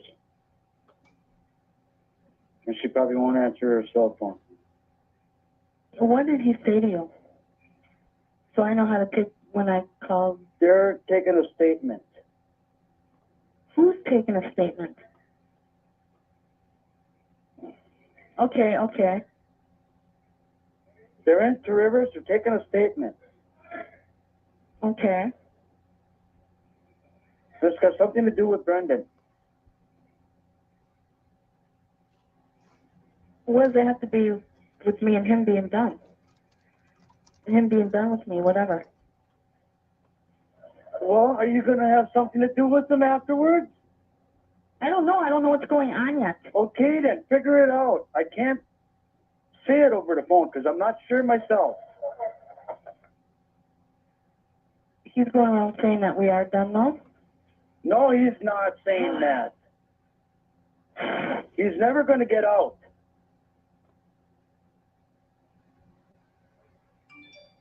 Now put two together.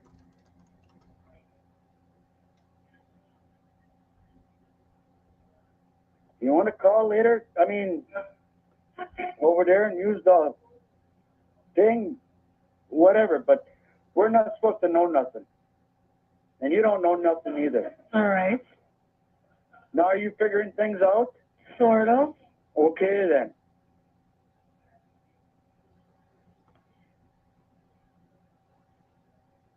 So then he's not even going to be getting out now when...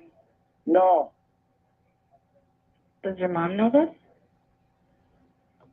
Well, Earl told her something about, but a little bit or whatever, I'm not sure. I got to deliver some parts tonight, and I'm going to get a couple beers or highballs, whatever I drink. I got to settle my mind. What the fuck did you find out? God, I hate this shit. All you do is put two together. He's not getting out. Barbara and Brendan's back in Two Rivers. But Brendan doesn't know nothing. The beginning.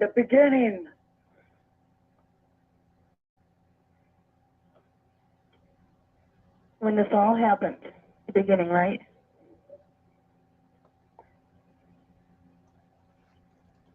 Just what I'm saying. I don't want you to say nothing. I told you anything or anything I'm else. not going to. You want to call like regular? What you gonna just be yourself? I plan on it. But I would like to know what's going on for me. I don't know what's going on right now at any time because I didn't get the facts yet.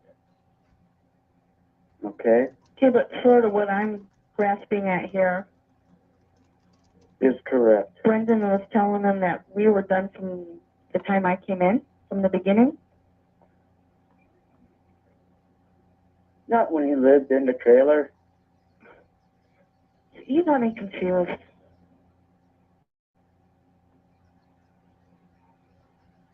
Why is he in jail? Yeah, Okay then. Brendan's saying that he did it.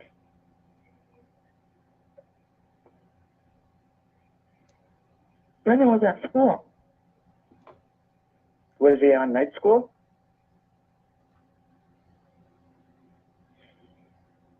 It was during the day, wasn't it? Huh? I don't know. Was it at night school? I don't know.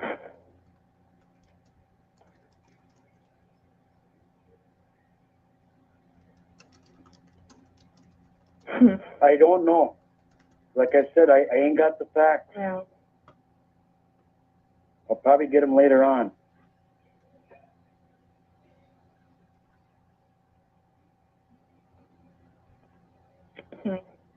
Interesting.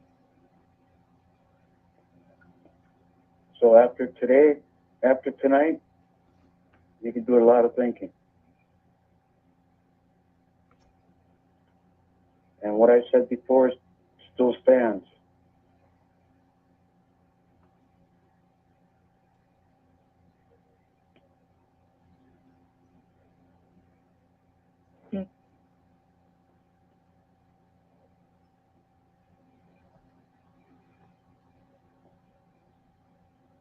I don't know. Because that's what I told you. I'm going to take things day by day.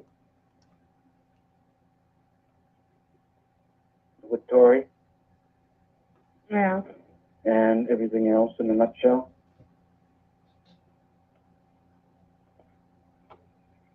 She's kind of wild for me anyhow. Actually, she's not. Well, when she said she was beating in the bathroom door and everything else, Oh, they had to no. fix it. We fixed it, yeah. Well, yeah. Something must have hit her off. You don't get pissed when I hit things? When I know I do. When I was younger, yes. I'm over that stage. Yeah, I suppose. 'Cause How when you- come? When you buy something, you don't want it smashed Oh, or I know. anything. Oh, believe me, I know. I lost a lot of shit.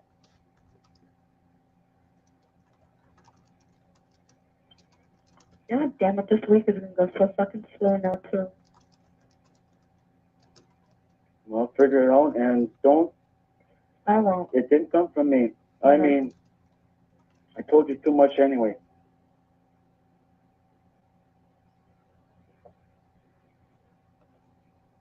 So then it had nothing to do with me, it's just that other shit. Yes. God damn. That's maybe why he blamed you for not being there. Yeah?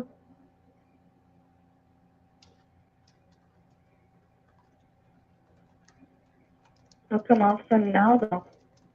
I don't believe it. I don't know. That's what I said. I ain't got no facts. It's just what Earl told me 2, 3 o'clock or some damn thing. Nah, I don't believe it. Well, After all this time, 4 months later. I know. That's what I'm saying. I'm just playing ear to Yeah. ear, day by day. Oh, and I've been sitting here making myself thinking, fuck, I gotta tell him about the number. Well, don't worry about it now. That's water under the dam. No, with all this going on now, his lawyers will be busy. Yeah.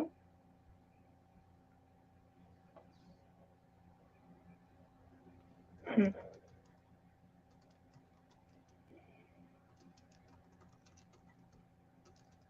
Are you gonna talk to Earl later? Earl, no. I'll probably be talking to Barbara. Yeah. Should I call you later? Well, there's only so much you can say over the phone, though. That's right. You can call me later if I'm home. Because I still got to get some parts off and stuff. And Yeah. I got to deliver them.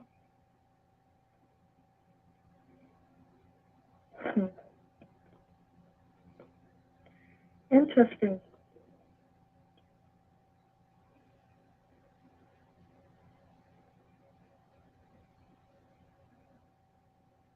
I don't know what to think now. I don't either. It just don't make sense, actually. Why wait this long? Well, he was probably holding it inside. You know, the kid that young can't hold it in that long. Not something like this. I don't know, because I don't know. Ma had to pick him up that one time from school. When? I didn't Oh, know about that. This was a while back. Oh, And, I don't know, he said to somebody I don't know, that he was going to commit suicide or some damn thing like that and whatnot, but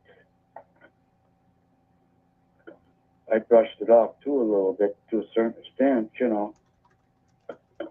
But he's in that age, yeah. and, well, family breaking up with Barbara and Tom, you know, getting a divorce, Yeah.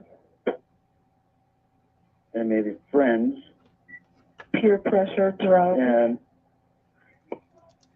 well, not the drugs, just pressured, tension all around.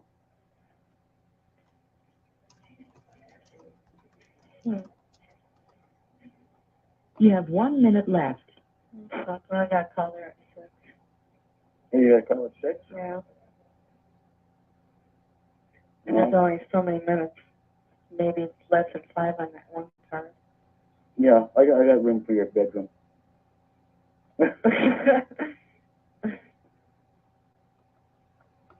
Whatever, whenever. But you got to do a lot of thinking. Yeah, I do. You have 30 seconds left. You know, keep on trying after 9 o'clock or whatever. All right. So, okay. Well, talk to you later. Good enough. I can't say much more. Yeah. All right, I'll try later. Yeah. All right. Okay. Bye. Thank you for using Evercom. Whoa!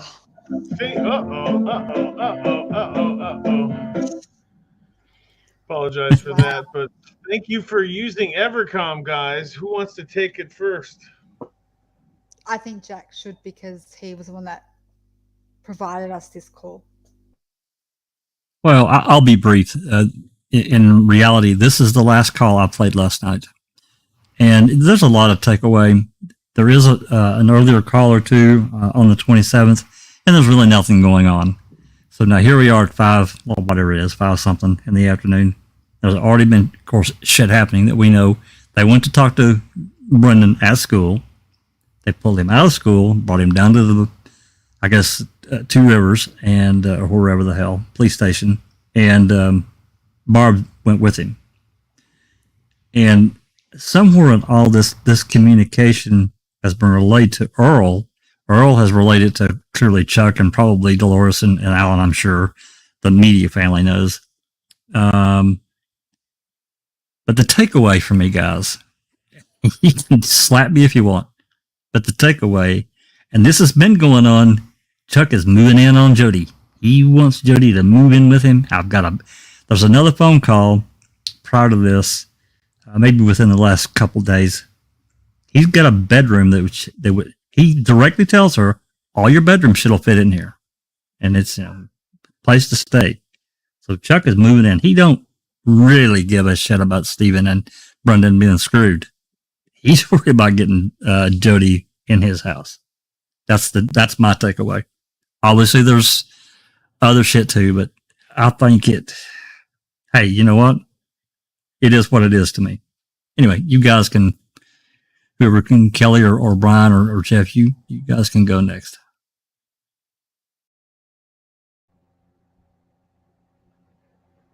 Well, I thought Cal was going to take it, but Oh, I'll happily take it. I'll happily take it. At the beginning, that was as raw as it gets. We were absolutely capturing that moment where Chuck is still in his head, whether you believe he's got anything to do with the case. Let's put all that bullshit aside for a moment. In his head, he's processing what he just heard from Earl. Now, you can start spinning it any way you want. If he has anything to do with the crime, his head will be spinning, because if you knew you had done it, and theoretically, and that this young kid who's innocent threw himself into the pile of shit, you'd kind of be like, what the fuck is going on? Yet you can look on the other side of it and go, if you haven't got anything to do with it, and you are finding out that, holy shit, this is the moment that someone has just confirmed your brother is guilty. This kid is apparently making a statement saying he was there that night. There's someone else has come forward. You hear him say someone else was there. She's like, Brendan, he was at school. He's like, do they do night school? In other words, it's implying that something happened once he got home. I think this is a really, really interesting experiment in terms of, human interpretation, because we've got how many people in chat right now, plus us in the panel, and we're listening to it all, and we're all interpreting it, the phone call, in all different ways. Now, none of us are right and none of us are wrong because it's your own interpretation, but I just think it's really interesting to see some of the comments where people are highlighting that Chuck should shut his mouth, which is fair, a fair assumption. Shut up. If you don't know the full story, stop highlighting it and playing this guessing game with her, because that's fucking with her head more. Get to the point or shut your mouth. And then what Jay Jacks just mentioned, he slips in there, you'll be living with me, you'll have to live with me. He sees another opportunity to bring her in to his world in a semi-selfishness kind of way. He's already made the decision, like, you're not going to want to be with him. You're going to have to make that decision, but the room's there if you need it. Now, could that be him just being a nice guy? He's just as rattled? Yeah. Or it could be, you know, internal purposes that he's got in his own head. Overall, I just think that, Jay Jacks, can you please just remind everyone in chat, do we have a date for this? Was it the 28th? This was the 27th at 5:22 p.m., I think. I'll double check that. Yep. And can we double check while probably Brian or Jeff goes next? I just want to plant that in there. What time did Brendan confess? This coerced confession, when did that hit the radar? Because clearly it's just happened. It's now circling through the family. So obviously my only, thought process would be Barb's called the family and said something. This has just happened. We're here. This has just happened. So let's get that timeline, I think, tightened in just so everyone can follow along. But I'm going to leave it there and pass it along. Well, he didn't actually confess till March 1st, I thought. So he's just, but on the 27th and the 28th is when he literally, basically, for lack of better words, he literally just threw Steven under the bus and I think that's what Chuck is kind of hearing when I hear him tell Jody that he's never getting out, meaning Steven. Brendan hasn't been arrested yet on the 27th, and he's not going to be for another couple of days because his it's always been my interpretation. He didn't. Brendan doesn't actually, he keeps trying to get a timeline that fits whatever Wiegert and Fassbender want him to fit, and a narrative that fits the evidence of sorts enough. And so Brendan tries for literally 2 days to get it where they want it, and eventually Brendan, I feel, didn't know how to express it any other way than to actually involve himself. And that's how he ends up getting arrested on March 1st. I think if he sticks to the story that, I saw toes in the fire and the body in the fire and just kind of keeps it at that, maybe he gets charged with as an accomplice to covering up a crime. Who knows? I don't know, but this is the 27th, so I don't know that he actually. And so it makes sense because there's no Kratz press conference yet. There's nothing. So Chuck's just kind of hearing what Earl's told him, and Earl's apparently heard it from Barb, and he really doesn't know. And so my interpretation is I understand why he doesn't want to really elaborate over the phone with Jody and a recorded jail call, because he doesn't want to say something that Brendan didn't say. But he's just basically saying hey, Steven's fucked. I'm just letting you know that now. Steven's fucked. If what I'm hearing is true, I don't really know. It's obviously on his mind. He's like, I don't really want to talk to you about it, but at the same time, I'm kind of giving you a heads up before you call Steven or Dolores and hear it from them. I don't know. Well, which day did they? I'm sorry to maybe this is random, but which day did the FBI confirm that the blood? I think that was in January or February, wasn't it? The blood was Stevens or wait, but they were waiting for the blood from, what were they waiting for the result to come back in January? It was the mtDNA, which proved that the bones were half of, the bone. Yeah. So this call, the mitochondria, that's correct. This call, you haven't shared it, but I pulled this list back up. It's this call is at 5:22. Yeah, there you go. And you can see it there, 17:22 on the 27th. So at this point, no, he hasn't confessed, but I think anything more than that he was over there. I don't think there's anything. I don't remember everything that happened on the 27th, but I think Brian pretty well covered it.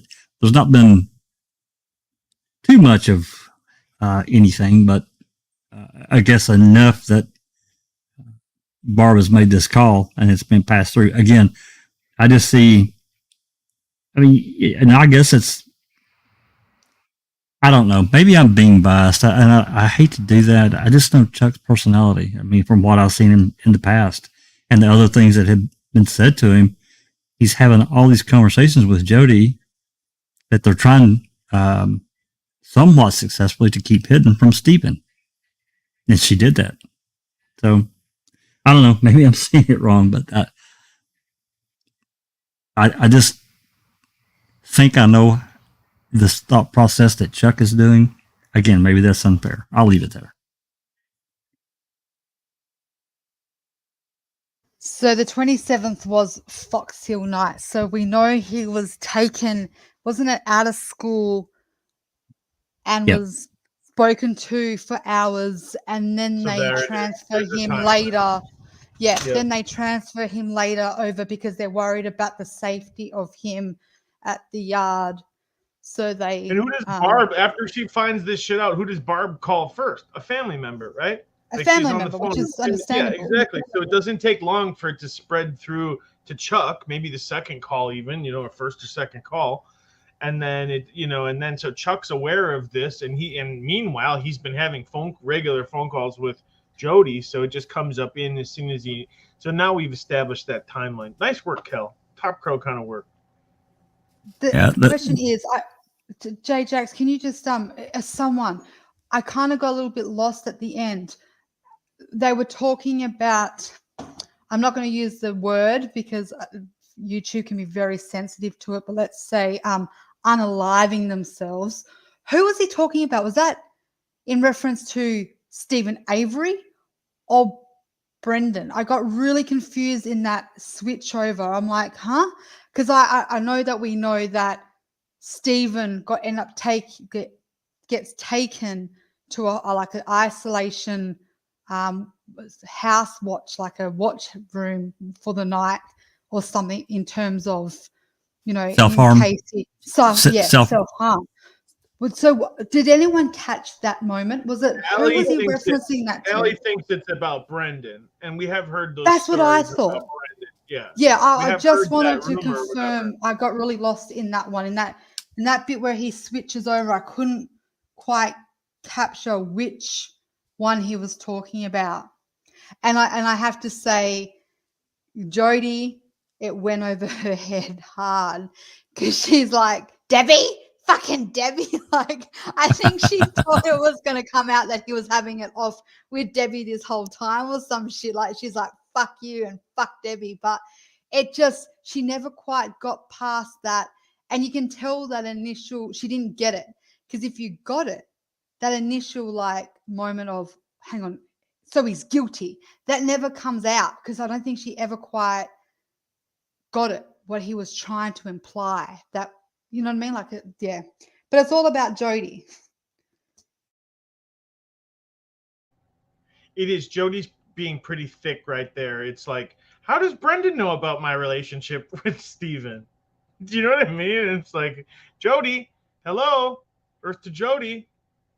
It's a phone call for you. And he's trying to just be like, all right, think about it. Well, thinking about it isn't working. So, that was painful to hear that part. So where are we at, guys? We heard that phone call. Ooh.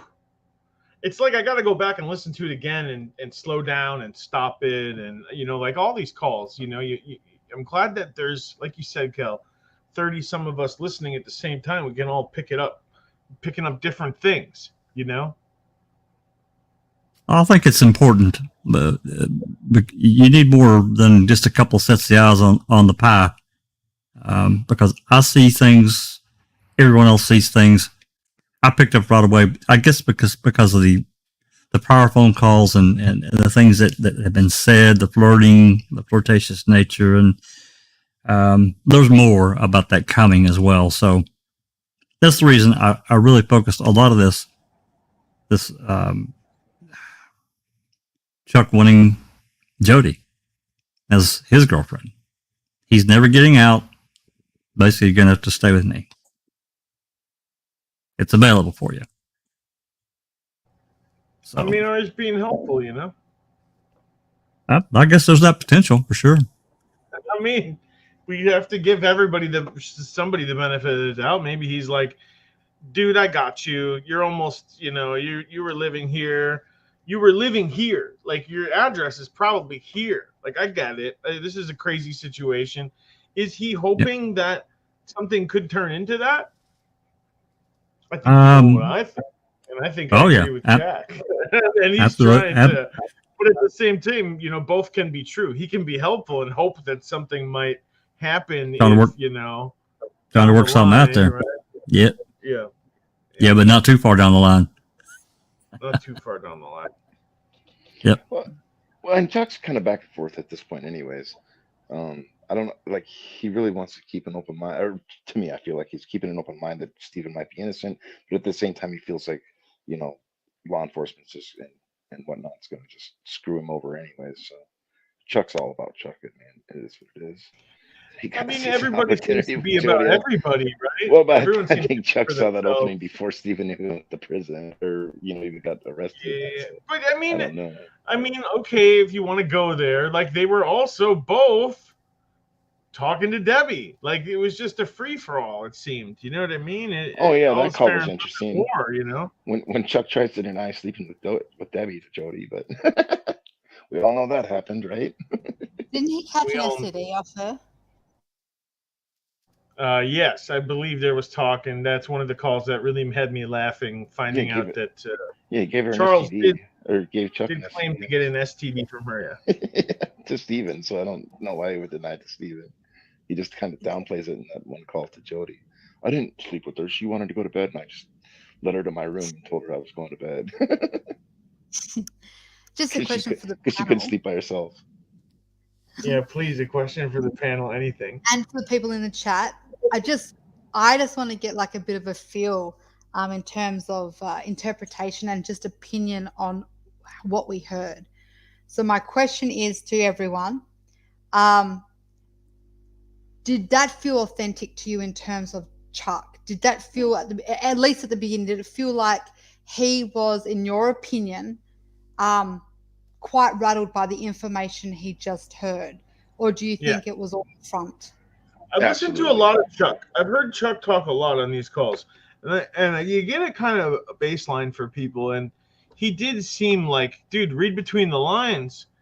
It doesn't matter. It's all like your relationship is secondary, but she wasn't getting it. And I also felt that it was some of the most real that I've ever heard Chuck talk. I know someone else wrote in the chat. They thought, oh man, this is just more proof that he's in on something. And it could be. It's just a different perspective. For me, it felt more real, actually, because I've heard him talk to the police, and then I've heard him talk to Steven. And these phone calls with Jody are really a different kind of softer side to Chuck that we don't usually always see, that he doesn't usually put forward to most anyone, maybe to women. And that's why we get this cool angle. So I don't think I answered your question. I just ranted about it for a couple of minutes. No, I think you did. I have to agree. You actually did. It seemed more raw and real than what you typically hear Chuck, because there's always a lot of times this asshole-ish and flippant kind of thing going on with him, and not say that he's necessarily being that way just to be an asshole. I'm just saying that I get what you're saying, and I have to agree with you. This seemed to be kind of a gut punch. Even though I think he definitely had an ulterior motive in his delivery. That's my opinion. I'm not saying anybody needs to agree with me. I'm just saying because, again, I'll refer back to the other phone calls that, we've heard this flirtatious shit going on for, well, going back, this is another aspect of these calls that is really strange. Jody and Chuck and Steven is that Jody went with Steven, but Chuck also really was interested in Jody from the He beginning. was. I mean, He the was. story goes that far back. But see, here's the weird thing, and I'm going to try to find an answer. I'm going to try to call this Major Cummings at MTSO because I had a pretty good conversation with his helper, a records custodian helper. She couldn't really answer my questions. I had a really great conversation with her. She was really nice and really good to talk to, and she understood my interest. Here's the thing. We know that Jody was in jail after November 8th, but there's no phone calls. I got nothing. We know that Jody was in jail from January 1st up until I think the first call I got in 2006 was February 19th. So where the fuck are these other 40 something days, whatever, that are missing? Where are they at? There has to be calls. I know there are calls. And I know she was on that damn phone. Not probably as much as Steven, but she made a lot of fucking calls. You guys can see it. I showed you the list there. And these are all Jody and or Tori. So anyway, just reading back and going back months, as you just said, Chuck was interested in Jody. He always has been. So, but I do think that it was very raw. I think it was very real. I agree with you.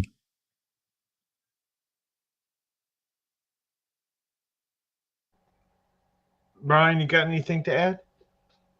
Oh, he was definitely rattled. Like I say, it was. I mean, February 27th. I mean, that's the first day. And again, they ignored Brennan for 4 months. There's some calls with Chuck, especially with Steven. You know, some of them where he's I don't really know how to describe it, I guess, but there's calls. Well, yeah, I mean, when they would find new evidence against Steven, basically, I mean, they would find out new evidence against Steven here and there, and Steven would call Chuck, and Chuck would kind of have the same kind of concern, I guess, that he's kind of expressing to Jody. He's like, listen, I don't know, this is just what I heard, I watched the news, this is what they're saying. And Steven's like, well, just like he does to Dolores, well, I don't know where would they find that at. And Chuck's like, I don't know, man. I'm just telling you what I heard. It's not looking good, bud. Stuff like that. And then there's other calls, of course, with Chuck and with Steven, where Chuck's like, well, you did this and this and that, blah blah blah. But and this is kind of one of those calls with Jody where, I mean, he's definitely just heard about Brendan, and it really seems like it came to a shock as a shock to him. And as far as and the rest of the family and this and that too. But I don't think he really truly knows what Brendan has actually said, because again, it's still a day and a half away before Brendan actually gets arrested. So I don't know either. Like I say, I mean, I've listened and read, all of Brendan's interviews and whatnot. I don't know how he didn't get arrested necessarily on the 28th, but he didn't. Not till March 1st, and then he's, what? Well, am I going to make it back to class by one? Whatever, because I got a test. Well, we don't think so. Not today, buddy. And then it just all goes from there. And then Kratz, of course, gives his press conference on March 2nd. I was going to ask real quick though. On the 27th, so because I did see a comment in the chat, and I don't know the answer to it. Is this when Steven goes in the hole on the 27th? So was Jody able to call Steven that night, or no? Or does he not go to the hole till the 28th?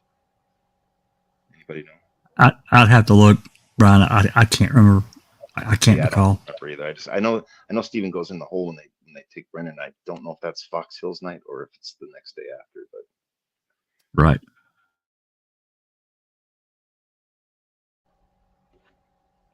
So Jack sent me the next call. I think someone in the chat was interested, and they wanted to know what was going to come next. And you sent me the next call. Is that right, Jack? Is that what? This is the very next call. Again, it's only a minute and 8 seconds, so it's probably going to be a very short. Could potentially even be a hang up. So you can play it if you want. I've never listened to it. All right, let's go. Monitoring and recording. Thank you for using Evercom.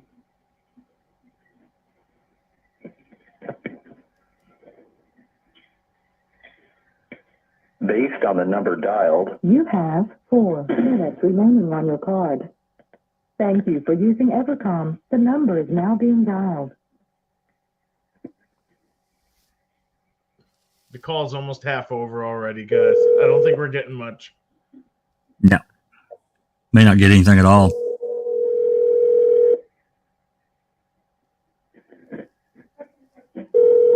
Answering machine.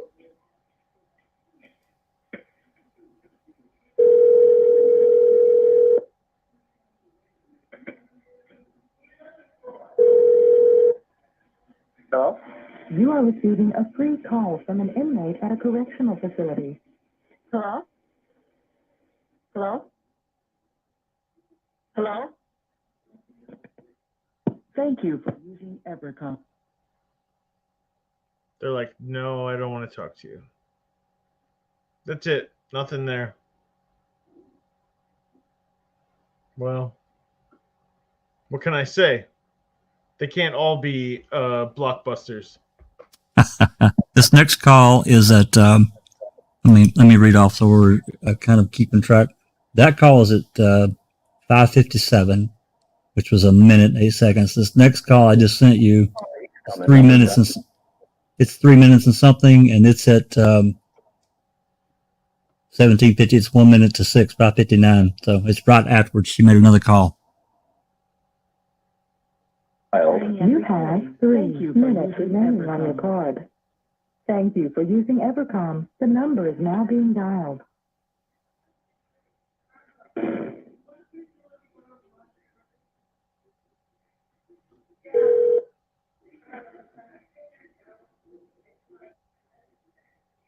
You are receiving a free call from an inmate at a correctional facility. Hello? Yes? Hi. Hang on. Oh, Steven. Okay. Hello? Hello? Hi, what are you doing? Nothing. Oh, yeah? I just tried calling a couple of times and some guy answered. I must have dialed the wrong number. You better get that place all shiny. What place? The place where you are. I am done cleaning in here.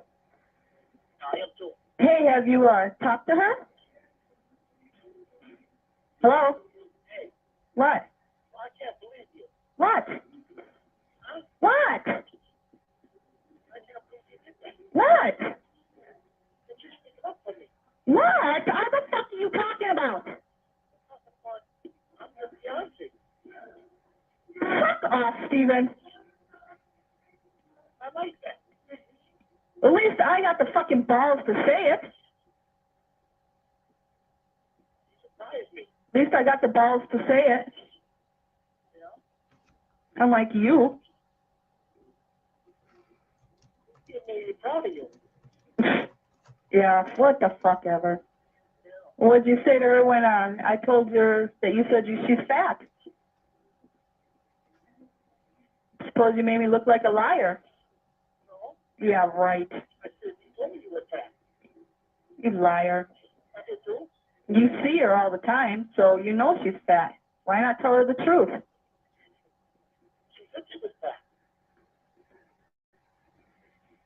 So you can't tell her the truth? See, I don't know what to believe.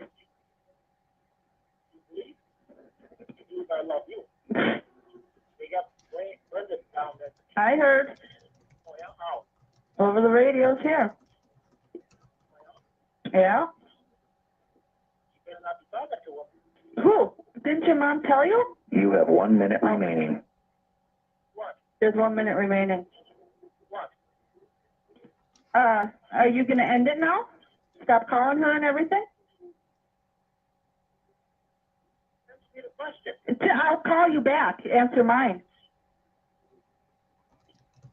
If they put somebody in here, No. You end it now. huh? You end it now. I got nobody to talk to. You got me. I got you. You don't gotta talk to somebody every day. I had a talk. You call your mom every day. Talk to her. She loves you. You love her. I really got a call. I don't care. You're done calling her. I'm going to start calling everybody. You're done calling her. That's it. I'm putting my foot's down. Your foot's down. Yeah. You have no time remaining on your card. Thank you for using Evercom. You have no time remaining on your card. Oh, come on. What are we doing? Oh, that's funny. You have no time remaining on your card. Yeah. Yeah, you're done. I think that was pretty much, an omen for their relationship there. I think that was one of the last moments. If it wasn't there, it was coming soon. That it was apparently going to be over. And Well, it's like I said earlier, it's gas and the match more often than not when they're talking. And again, I think in the beginning that they really had real feelings for each other, but he had issues being locked up for as long as he was, wrongfully or rightfully. It doesn't really matter. He was still locked up. She had issues with drinking, and it was just problems, man. That call, was that just straight after she had spoke to Chuck? Mm-hmm.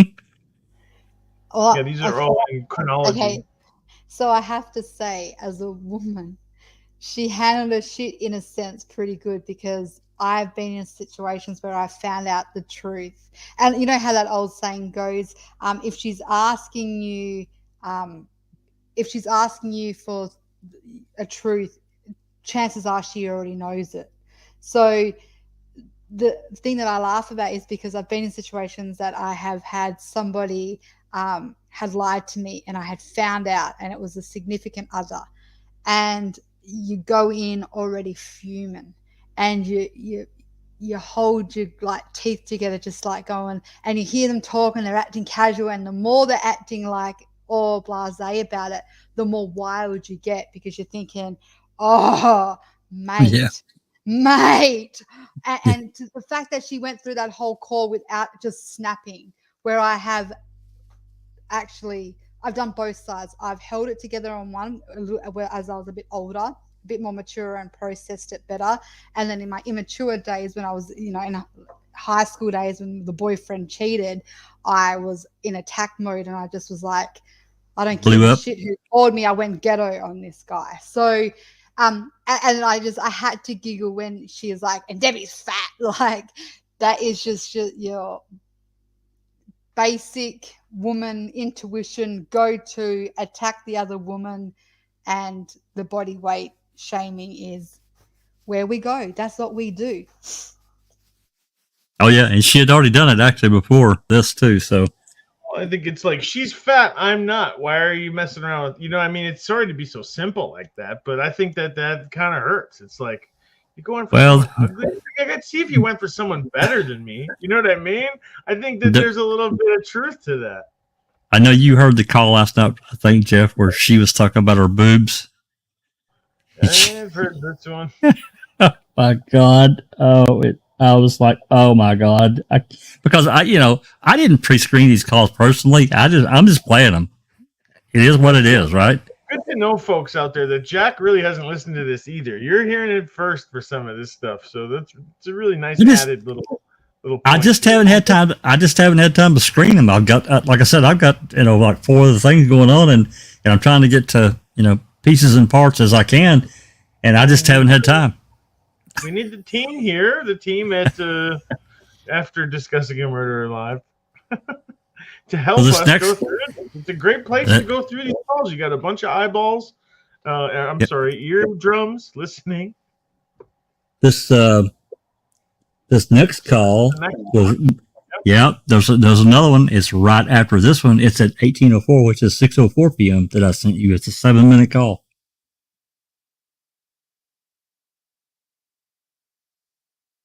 All right, let's hear that 7-minute call, guys. I scrubbed forward a little bit so we don't have to listen to the dialing.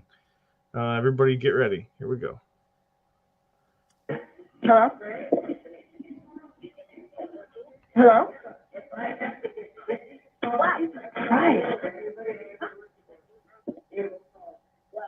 Now. Hello? You're on the phone now. What now? What are you talking about me for? We weren't talking about you. Who are you talking about? Oh, but anyways, my request came back up. They're sending a copy to the sheriff's department here and a copy to the Calumet Sheriff's Department to keep them away from me.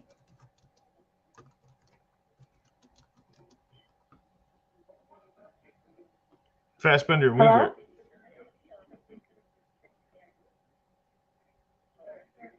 I can't hear Steven So, what either, did guys. she say So about don't. our conversation? Why did she even accept? Like, I know you guys are gonna say you can't hear Steven, but I can't hear Steven either. So I just think some of the recording is just like really faint. So I apologize. We can stop it if you guys want. Let me know if you guys on the panel if you want to stop it because you want me to just let me know. But he's almost impossible to hear from my end. Just to let you guys know. My call. Did she send me her number?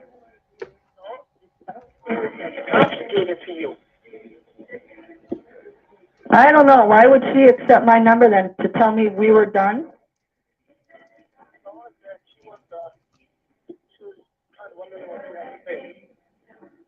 I only say the truth.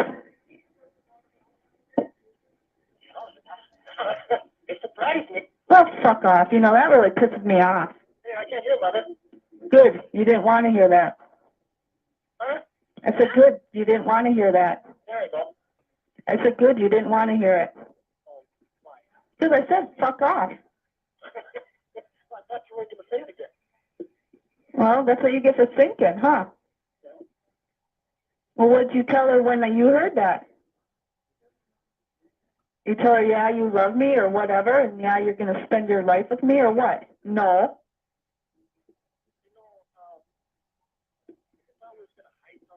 Did you tell her? I didn't tell her nothing. I told her I wasn't getting into it. Yeah. See? Says you can't say it to anybody else. Says you got more evidence? Huh?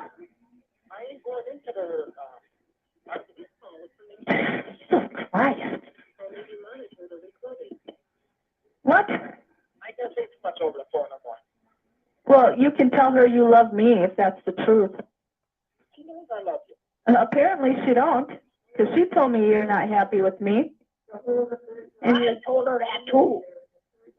Yeah, because we argue all the time. well, stop pissing me off. Stop pissing me off. Don't do stupid shit. You do stupid shit. That's my right. I'm a fucking blonde and I'm Polish. I don't care. All right then. Yeah, but that don't give you a right to, Hey, what's the difference from eating pussy or driving in a fog? because it's foggy down there. Eating pussy, you can see the asshole in front of you. Heather told me that joke. Yeah. Did you see that on news? What? On Channel 2? What? I don't know. I was on there last Sunday. I didn't know there was anything on the news. They were talking about the investigators or something that they think I'm guilty. What investigators? Yeah, them. Well, they'll probably be on channel at 10 o'clock. I'll be in bed. I don't know. I haven't been sleeping, so. I'm trying to sleep at night. I'm stay up all day. I've been up since 2 o'clock this morning. I've been up all day. But it's me and you today.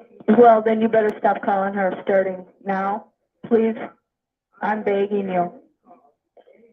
I know what you're saying. Well, then why don't you listen? Because I need something to talk about. Something to do. Write me. Huh? Write me. Most of the time I don't even feel like that. I force myself to write. Well, force yourself every day. Stay off the phone. Call me at 8 o'clock, Stephen, and you can talk to me, and then you can go to bed. There you go. Yeah, who's going to pay that bill? Me, when I get out, I guess. When it runs out, then nobody. When this one runs out, I'm done. Yep. Are you getting out soon? I don't know. I haven't talked to the lawyer. I don't know about the date. It might be after you. I don't know. Well, you better figure it out because I'm awfully fucking horny.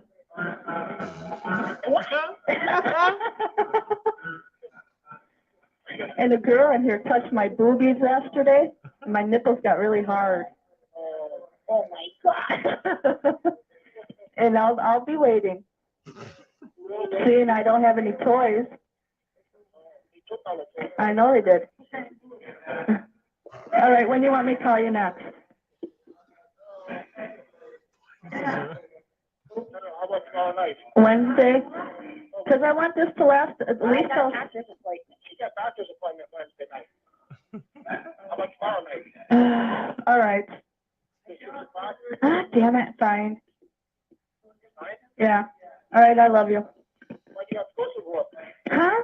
Why do you have to go? This is my last card. Oh. I want it to last till Sunday. Okay. That's what I said Wednesday. So we'll just make it real quick tomorrow then. Yeah. All right. Don't worry about that. I love you. Stop calling her then. You want to do my time? I'm doing it right now. Yeah. Stop calling her. I love you. I love you too. Bye. Thank you for using Evercom. Oh my God. Send help. Send help to Mama Avery as well. God damn. I was I'm trying sure. to laugh because I know that you guys can't, like, you know, it's being recorded, like my mic is open so you guys can hear this, and oh my God, I'm trying not to laugh and I'm snickering, and that stuff was a little too much for me. I was not expecting that. I told you I didn't screen anything. Dude, even my Avery's screaming out, "Oh God!" Clutching Yeah. her pearls. I'm sure Dolores did not want to hear that. Right. And this is all after she talked to Chuck, right? Got Yep. the scoop on Brendan? Yeah. Yep. That just shows you she did not comprehend anything. She didn't get it. She didn't get Didn't it get it. because he's just told her that he's not ever getting out that something has been said on behalf of Brendan, and it's not good. And yet she's like, I'm not repeating what she said. We all heard it, but we all just entered a gangbang. Right, right. But it seems like Ma and Steven haven't heard about it either, though. Or am I not? I mean, in the call with Chuck, she thought that's what Brendan said, that what Steven's saying, we're done because he's going after Debbie now, blah, blah, blah, whatever. It kind of went over Jody's head, but it doesn't seem like Steven, especially, maybe Ma knows and she's just not telling him, but definitely seems like Steven doesn't know anything about it.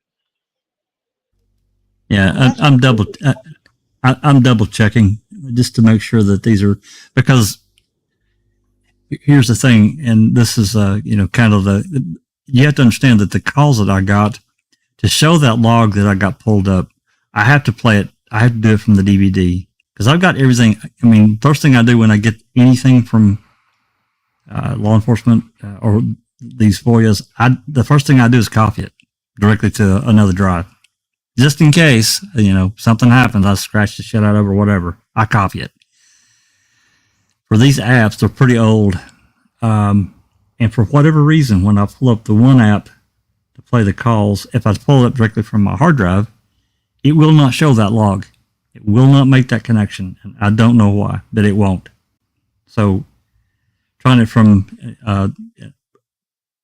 so I'm thinking, from what I could tell in prior calls, these calls in copying, they go one after another in numerical. They're not dated.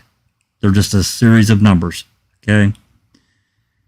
And so I'm looking at I'm double checking the app because it shows the series of numbers of that file. So I'm going to double check to make sure that we're following in order. I should have done that a minute ago, but I'm 99.9% sure it does. I'm double checking. So you guys talk amongst yourselves for a moment. Well, no, that's fair. 'Cause Chuck's told I think it's Jody, but I can't remember anyways because it's too long ago. But that they weren't telling Ma Avery everything, so it does make sense that Earl talked to Barb, Earl talked to Chuck, but maybe they didn't talk to Ma yet. That's a really good point. I remember hearing that. And that's why Ma was asking people all the time, like what was going on. You hear them say, well, she's pulling up people asking them. It's not our fault, because she was like potentially out of the loop. Right. Yeah, that was my understanding when I heard the calls and whatnot. Because like Chuck's like, well, they got this and they got that, and I swear it's Jody. And anyways, and I could be wrong. Anyways, and like, well, Ma didn't say anything like that. And like, well, we haven't really told Ma everything. They got stuff that Ma doesn't know about yet. And this and that. But that was early on. That was like November, December type calls.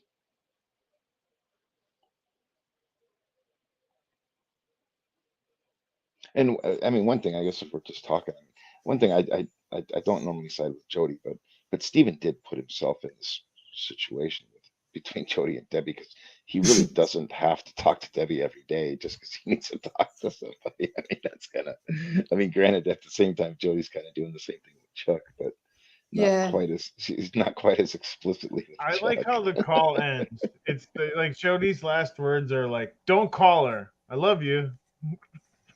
It's just funny, like the way it ends, you know, like these are my last words. Stop calling her. I love you. Okay, bye. Well, question right, is, which is really all Steven has to do is just quit.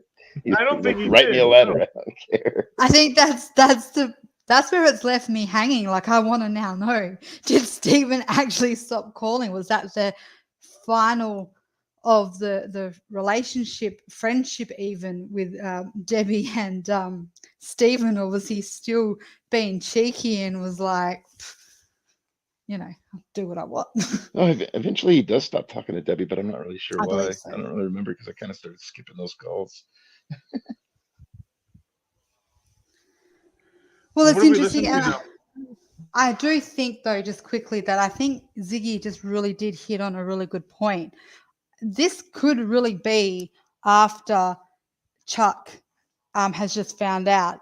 And, you know, everyone knows that Ma is Stephen Avery's direct connection line. And she's always believed in Stephen's innocence, and they've been through it all before, and she was his greatest supporter. So maybe when Barb, because you've got to remember, when Barb first found out, she was torn. She was torn between, did he actually do it, and what the fuck is going on? And when you start listening to the calls, and this is going back between the Brendan calls, you hear Barb, she's with Brendan all the way, but then some day she breaks, and she's like, and I quote, not directly, but in paraphrasing it, she's like, you wouldn't be in this fucking shit, Brendan, if you didn't say what you said. And Brendan's like, yeah, but they already told me what to say, that they already knew what happened. And then she's like, so what you did say is true then? He's like, no. And she's like, well, you've got yourself into this situation. And then we've all heard the call where he's like, I've done some of it. And, you know, the people that believe in Stephen's guilt hang on to this call because they think that it's Brendan's another offhand confession to his mum, where I think it's been interpreted, when I listen to it, I interpret it as him saying, we did some of it, as in some of the events that night did occur. The simple shit, the factual shit that I try to explain that no one listened to me about. They didn't want to hear that part, how we innocently went around, collected shit, put it on the fire, cleaned up the yard, and did whatever we had to do. That is what I think in his reference he was always referring to. Again, this is why these calls are interesting, because interpretation, what I hear might not be what someone else hears. But I think that might be why they don't know. No one's calling Ma right now to say, my son has just said your son did this, because everything was just so raw, real, and moving so fast. They were getting told they were going to Fox Hills. Barb was like spinning. People's head would be spinning. Okay, I just double checked. We are on track. These numbers it's like a long string of numbers. I wish they were just, fucking dated like normal people would do, but they're not. But we are on track. It is correct. This is after she talked to Chuck. So I don't know. I can't answer why they did what they did, why it's not being discussed, but who knows? Nice. Yeah. Well, to me, that's how I read it, is that Jody didn't understand what Chuck was saying. Jody didn't, and her mind, and like I brought this up before about paranoia, but it's not just paranoia. It's, you're focused on yourself. All you have is four walls around you, and all you have to think about is your problems all day. Her brain was focused on her relationship with Steven, right? And what was going on, and why is he, and now the cops are riling her up, about Debbie. About Debbie, riling her up and spinning the top and then letting it go, and making waves on purpose. So it is quite interesting. I think we uncovered a lot of really interesting points in this, and I might have to go back and listen again. Well, and it's to add something too. Like, I mean, and this is 4 months after they've arrested Steven, literally, when they went after Brendan. I mean, I've always said the Kratz should have lost their case when they went after Brendan 4 months after the fact, just because he hired Beauty and the Strang or whatever. I mean, he never should have been ignored. He should have had a timeline that fit Blaine's and everyone else's, but he didn't, and they just ignored him because he didn't leave the property all night long. So I mean, Steven obviously doesn't know what's going on. They put him in the hole when they went to Fox Hills, so this has to be prior to that. And I don't know that he would have known anything because they weren't putting it on the news or anything. So unless Barb or somebody, I think it was the 28th, Brian. Because I mean, here we are, the 27th, and this is late evening already. So, or well, not late evening, but dinner time, and he's not in the hole. So, but he went. I don't know. I don't remember when he went. Maybe it was March 1st that he went to the hole. It was around this time frame. You're correct. I just can't remember exactly what day. I can't either. I also don't know. But I have to go back and listen to the Steven calls because I don't know the date of the call when he first starts. Like, hey, what's going on with Brendan? You know what I mean? Because there's calls with Steven when he finds out about it.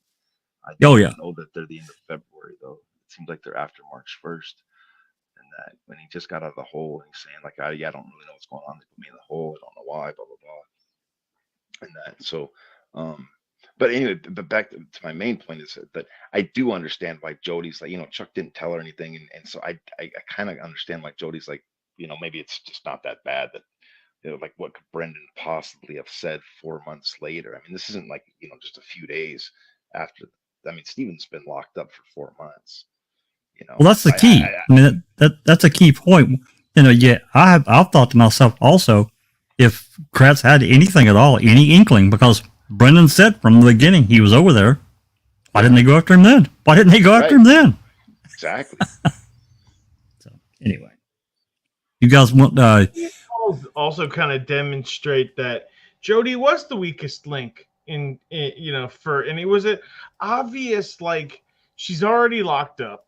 We already got her in the system. We can bend on her. We can push on her. And it was just like, for law enforcement, it's too obvious not to go after her. I mean, it's unfortunate what they did to her was, not right, I think. But anyway, I can see why they went, because of the position she's in, so close to Steven. Also, they can, manipulate the legal end of her situation a little bit if possible. Yeah. I can't see that. And then I can see how they moved to Brendan. The next, trying to find the weakest link, trying to find someone that would, roll over when they say. Yeah, but they were pushing on Blaine too, though. Barb, everyone. They were pushing on everybody, but they were pushing on Blaine. But he went trick or treating, so he's gone for a while. You know what I mean? So he's got a little bit of a leeway there, I guess. But I mean, he changes his story left and right, and everybody, I don't understand why they didn't get Brendan to kind of say, you know, this is what happened. I didn't see Steven all night. You know, I played video games all night. Just say whatever. It doesn't really matter. You know what I mean? I don't know why they pushed him to. Well, I understand 4 months later, it makes perfect sense why they went after Brennan the way they did. I don't understand why they didn't go after him 4 days after the fact and just get him to, you know, basically disappear like they basically got everybody else to, if that makes sense. Well, you know, they come up with this, you know, whole thing with him crying and losing weight and all that, and they twisted all that and used it against him. It wasn't because it was because a girl fucked with him and he was in love with her. He was hurt. He was killed, you know, 16-year-old kid. Some girl calls you heavy and breaks up with you. You're too heavy for me, you know. Thank you, but no thank you. We're breaking up. Well, he's crushed. You know, you love that kid. Loved the girl, I guess, you know. No, that makes sense. Yeah, absolutely. So I didn't know if you guys wanted to close with photographs or not because we're getting close to midnight my time. So it's is this okay? Yeah, what do you got here? Well, you know, we'll just give us a few. We don't have to go deep. We don't have to go deep into the pack. Yeah. These are more easier for next time, if nothing else. Yeah, these are more commonly seen photos. This is the 2100 plus photos that Henberry and Seeking Truth got. They're out there. They've been out there for, you know, several years now. So there's 2100 plus photos in this file. These are photos that they got from Calumet County. So this first one, kind of important. This is Item W. This is a buccal swab from the crime lab. Okay, so it's kind of important, I guess, but it is what it is. And there's several photographs associated with that. That's an express mail. That's no big deal there. There's a how-to list, packaging and, you know, mailing kind of thing, and it gives the steps. Again, no big deal. It's just instruction. Nothing about the case.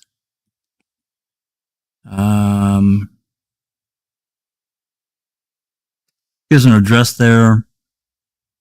I can't read that. I think that's Manitowoc Police Department, but I can't really read it. It's too blurry. What else we got here? These are all still the same thing. So the thumbprint? It looks like it. Yeah. What is that all about? I'm not really sure. Let's see if I can. It's probably gonna. Something fingerprint. I wish Kath were here. She can read fingerprint only. Fingerprint only. Blank 8 of individual. Yeah, I can't read it. Kath's usually good at this. She's really good. We're missing Kath. She's on vacation, guys. Kel. Yeah, she's gonna have to cancel. She's gonna have to cancel and come on back. Anyway, something about fingerprint. You know, they used to do that with banking. That you sometimes they make you put your fingerprint on the check so they could prove that it was you if it ever came into question. And so this might be a chain of evidence, kind of who's the person that prepared this, you know, and put your thumbprint on there. I don't know why else you would have a thumbprint. You wouldn't have step 8 of instruction. Okay. There you go. If anybody out there knows what the step 8 of the instructions is, let us get back to. Oh, step 8. Thank you. I'm going to shut up now. Take an impression of the person's right index finger in each of the designated boxes on the DNA databank sample information sheet, and in the boxes on the swab envelope. Use your agency's fingerprinting methods or the fingerprint ink previously supplied by the databank. There you go. So is it Steven's fingerprint? That would be my impression, but my best guess. I don't know who else it could be. Yeah, I guess that would make sense if it's his sample. Oh, yeah, if it's okay, that's right. If it's his buccal swab, yeah, they would make him fingerprint it to provide that that link. Yeah. That's how they process it. They're like, we want the DNA, but we also want the guy's fingerprint right here for reference. Yeah. It's kind of, I mean, it's smart, you know. There's one thing before we forget. I do want to comment about how things are actually getting better. Things aren't getting worse out there. You know, people are getting locked up. It's harder and harder to commit crimes today. Yeah. Well, you know, for whatever's happened in the last, 20, 30 years, if law enforcement is improving their side of it, making sure that the defendant's rights are covered, their civil rights are afforded properly, then I think that is always a good thing. I think we saw that in the Murdoch trial. And the science, that's the other thing, is the science side always seems to be ahead of everybody, right? And so when the science changes, once law enforcement, like, look at how big of a revolution DNA was in the justice system. Like, it was a revolution. It's still like the wake and how many people got out on easy cases. There were so many easy cases out there with DNA. You could easily prove. Okay, what do we got here? More samples. Clay Adams. It says Clay Adams paperwork made in the USA. You can read that. Clay Adams. I don't know what that is. Yeah, this is all Madison Crime Lab stuff. It looked like. As to what it is, I don't exactly know. Looks like that's item. That's B. Item number V. Up here at the top, we got. D12. Yep, D12 up there. And this one's item D10. Yep. So these are various items from the crime lab. Be careful. I'm only going to make a guess that this is 85 case file stuff, but I don't know that. I could be wrong. That's a good blurry picture there. Yeah. Let's say 85 there. 12.585 or 88 maybe. 88. I can't tell. And then 12.3-02 it looks like over here. Item V again. Yeah, it's just, like par for the course with these pictures. 12 pictures of the same thing, different angles. Yeah, different angles. Fingernail scrapings. This seems to be, what day is that? When did they scrape his? 85. 80. Oh. Yep, there it is. 85. And then when was the rape? 29th. That was the day of the rape. That's right. Yeah. So Penny Bernstein is not under those fingernails, and it's been proven. Well, this actually. Sorry, I just want to quickly squeeze in here that I actually have to go. So I just want to say thank you for inviting me. Thank you to everyone in the chat. Thanks to the panel. And I will catch you guys next time. And see you later. Thanks, have fun, Kel. We appreciate it. We understand you got to go. Everybody's got a time frame. Not everybody can be like me and Jack and burn up the midnight oil. But we're going to wrap up pretty short anyway, guys, just so you know. We're finish with a few pictures. And I don't know what's in this envelope. Maybe they'll dump it out and we'll see it. It looks like what we were just looking at. It's just in the envelope. Yeah. Those are the samples. That's what it looks like to me. Those little packets. Yeah. They're like, 12. Oh, whoa. Hey, whoa. Yeah. Now we're into the 2005 case. Look at how the sticks are placed. They're like, it's just, what is that going to do? I don't know. I guess it hides it a little bit. You know what I do want to show you guys? And this is something that I just recently was brought my attention to. It might have been Calf that told me. If you look on the right side of that picture, what do you see? Barbed wire on that fence post, right? On the right side, and you see that there? Yep. I got to take a break just for a second. I'll be right back. Go ahead and talk. Yeah, no worries, because I can talk about it. We will bring up the picture later about the puncture marks that are at the bumper. And I've even had someone bring up to me that it could be a fence or a barbed wire fence that the bumper kind of went into, poked into, and had to pull out of. And we're gonna have to bring that picture up at some point. I just had to say it before I forget it. We will bring this up and maybe do some comparisons sometimes.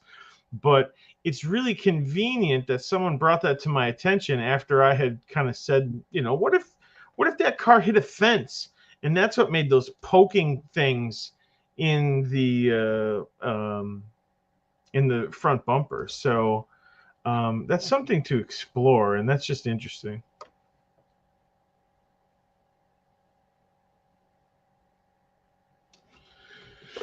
Oh, checking the comments.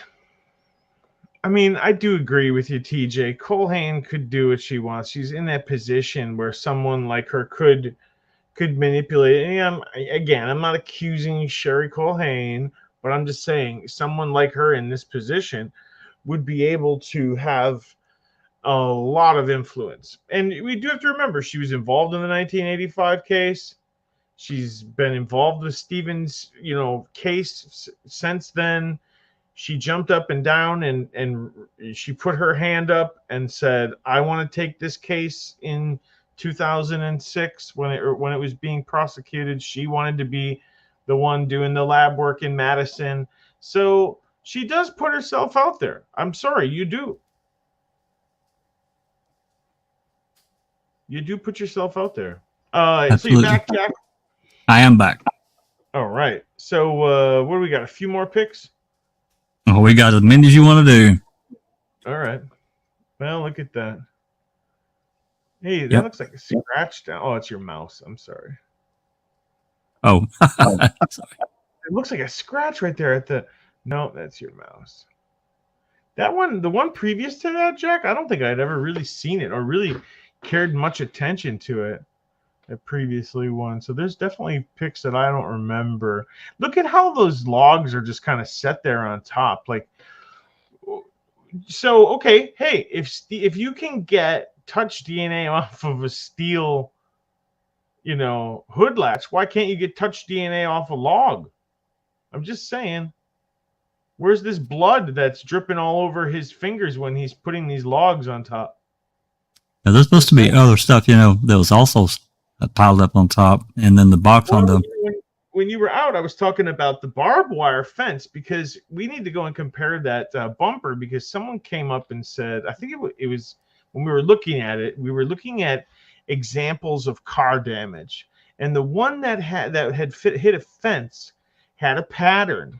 And I've noticed that in the RAV, there's kind of a poking pattern, like one poke up above and then one below, right in the bumper. And see that barbed wire that's right there? That kind of gave me that idea. That kind of gave me that idea again, like maybe that bumper did hit some sort of a fence. I don't know. We'll never really know, but maybe we'll know someday. Someone would have to confess, but so we'll probably never really know. But I'm pretty sure these there's about 8 of these that are. Yeah, these are Pam Sturm. Nicole took these photos. Is that right? Because this is where Pam of God would have had to squeeze in here and read the VIN number. Now remember, we're going to see this. We're going to see some magic, I think, in this camera roll. If not, where suddenly there's a log that appears in the way of where Pam of God. Oh, there's the gun. Can get in. Like you can see that the cops have moved the bush. That's what my point was. Yes, it jumps. Yeah, it jumps straight to the bush. And there may be more later on. There's so many in this folder. Yeah. Like I said, there's over 2,000 photos. Yeah, I think I had that gun as a kid. Here we go. Yeah. Here's a magic bookcase. Oh man, look at this picture, because we always see that one zoomed up. Look at where they're positioned. We can match the feet, because if we have to go and look at pictures, we will connect the shoes to the person. Like that's not hard. Look where the slippers are. Mm-hmm. I wonder who that is. It's We'd like to know. hard. It's hard to say. Do we know what day this is? We don't. No, I don't think these are dated. Let me see here. Let me go back. Info. Where the hell are you at?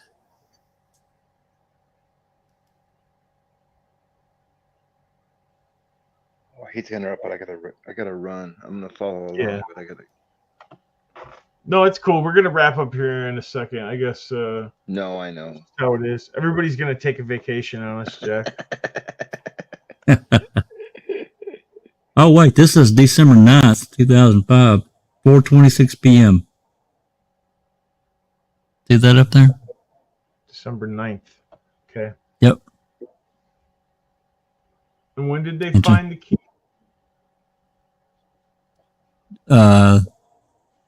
It was the 8th. It was the banner day. Interesting that they'd be back in the room taking pictures again after they've already discovered the key. Why?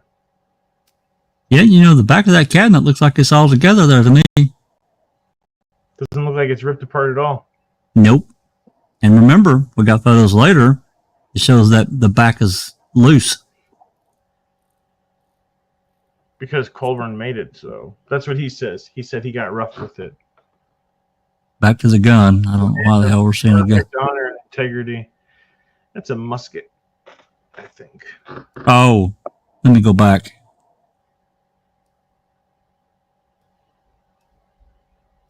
And that could be the one that was hanging above the bed. I don't know. I can't read the tag. It's too damn blurry. 6. Hell, I can't read it. Yeah, it's not even. We'd have to get a better. Come back and try another time and dig into these more. Well, I guess it is getting to that point, Jack. We're losing our panel, and I'm kind of running on fumes. And I guess You want to cut it here? yeah, let's call it here. We know what we're gonna get into next time. Where to leave off. A little preview for next time, and it's been a lot of fun. This was a really good. I think it is a black powder gun. I think it's a musket, Maz. I really do. I think you could see the little. You could see the I don't know what you call it, ramrod that you need to load it. I think it was included. Oh, right yeah. Yeah, right there below the barrel. Yeah. I think it's a musket loader. Stepfather was a gunsmith, so I know a little bit about guns, not everything. Well, it's been real, Jack, like always. This has been a lot of fun. I really appreciate those phone calls that you brought and shared, and I think everybody in chat enjoyed that too. As always, the photos are fun, and the discussion is even better. Absolutely. This is always a lot of fun because, you know, we're just kind of hanging out, kind of sitting around the campfire, as it were, or the pit fire, throwing this stuff out and just what you think. And of course, there's 2 or 3 of these calls that were brand new to me and to everyone else. So I think it's always good, especially now. The case is not brand new. I guess even if it was brand new and we were in real time and we were sitting around being able to listen to this, it would still be a good thing to get more ears or more eyes on it as whatever.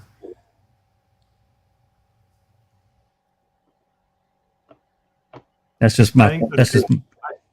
No, I agree. Because even in chat today, we had differing views. We're all listening to it at the same time, and different people are getting it a different prism. And as I said, I might not agree with your take on it. I don't have to. I'm not here to judge you and your opinion about all this. We all got to do it together, and we all come to a conclusion. And we're just looking for more clarity. That's all you can really ever hope for, in my opinion. That's right. And the thing about the calls, before we jump out, the thing about these calls, knowing, I knew, that there's not going to be anything, or I don't think there's going to be anything earth shattering in here. Nothing certainly to free up the guys. At the same time, it creates a better picture of what was going on, again, to the side. This is not necessarily directly in front of a judge and a jury, but it's still to the side, and it still had some probable impact. I think I want the fuller picture. I want Well, hell, I want everything, but I want the fuller picture. So tomorrow at 5 Central, we're going to start back again. Hope everybody can come and join us and listen to some more. In the meantime, I'm in the process of converting these and so forth and getting them uploaded. I'll try to do, 5 or 10 at a time when I unprivatize them off the playlist. So that, you're not getting 5 million notifications at one time. That's always irritating. Yeah, that's right. So tomorrow at 5, though, we're going to jump back in and do some more. And Jeff, if you can, you're certainly welcome to join us on the panel. Anybody, welcome to join us on the panel and discuss. Oh, yeah.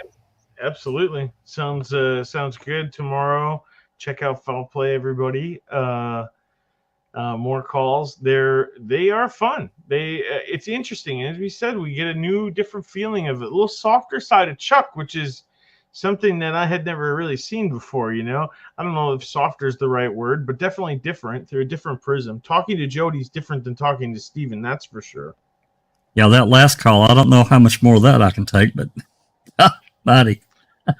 Oh man, I was dying in laughter. So anyway, that's a good way to end it on a good solid note, and I appreciate everybody out there, and just want to say thanks to all the support and everybody being constructive in the community and helping and having a positive impact, trying to bring more clarity to this case.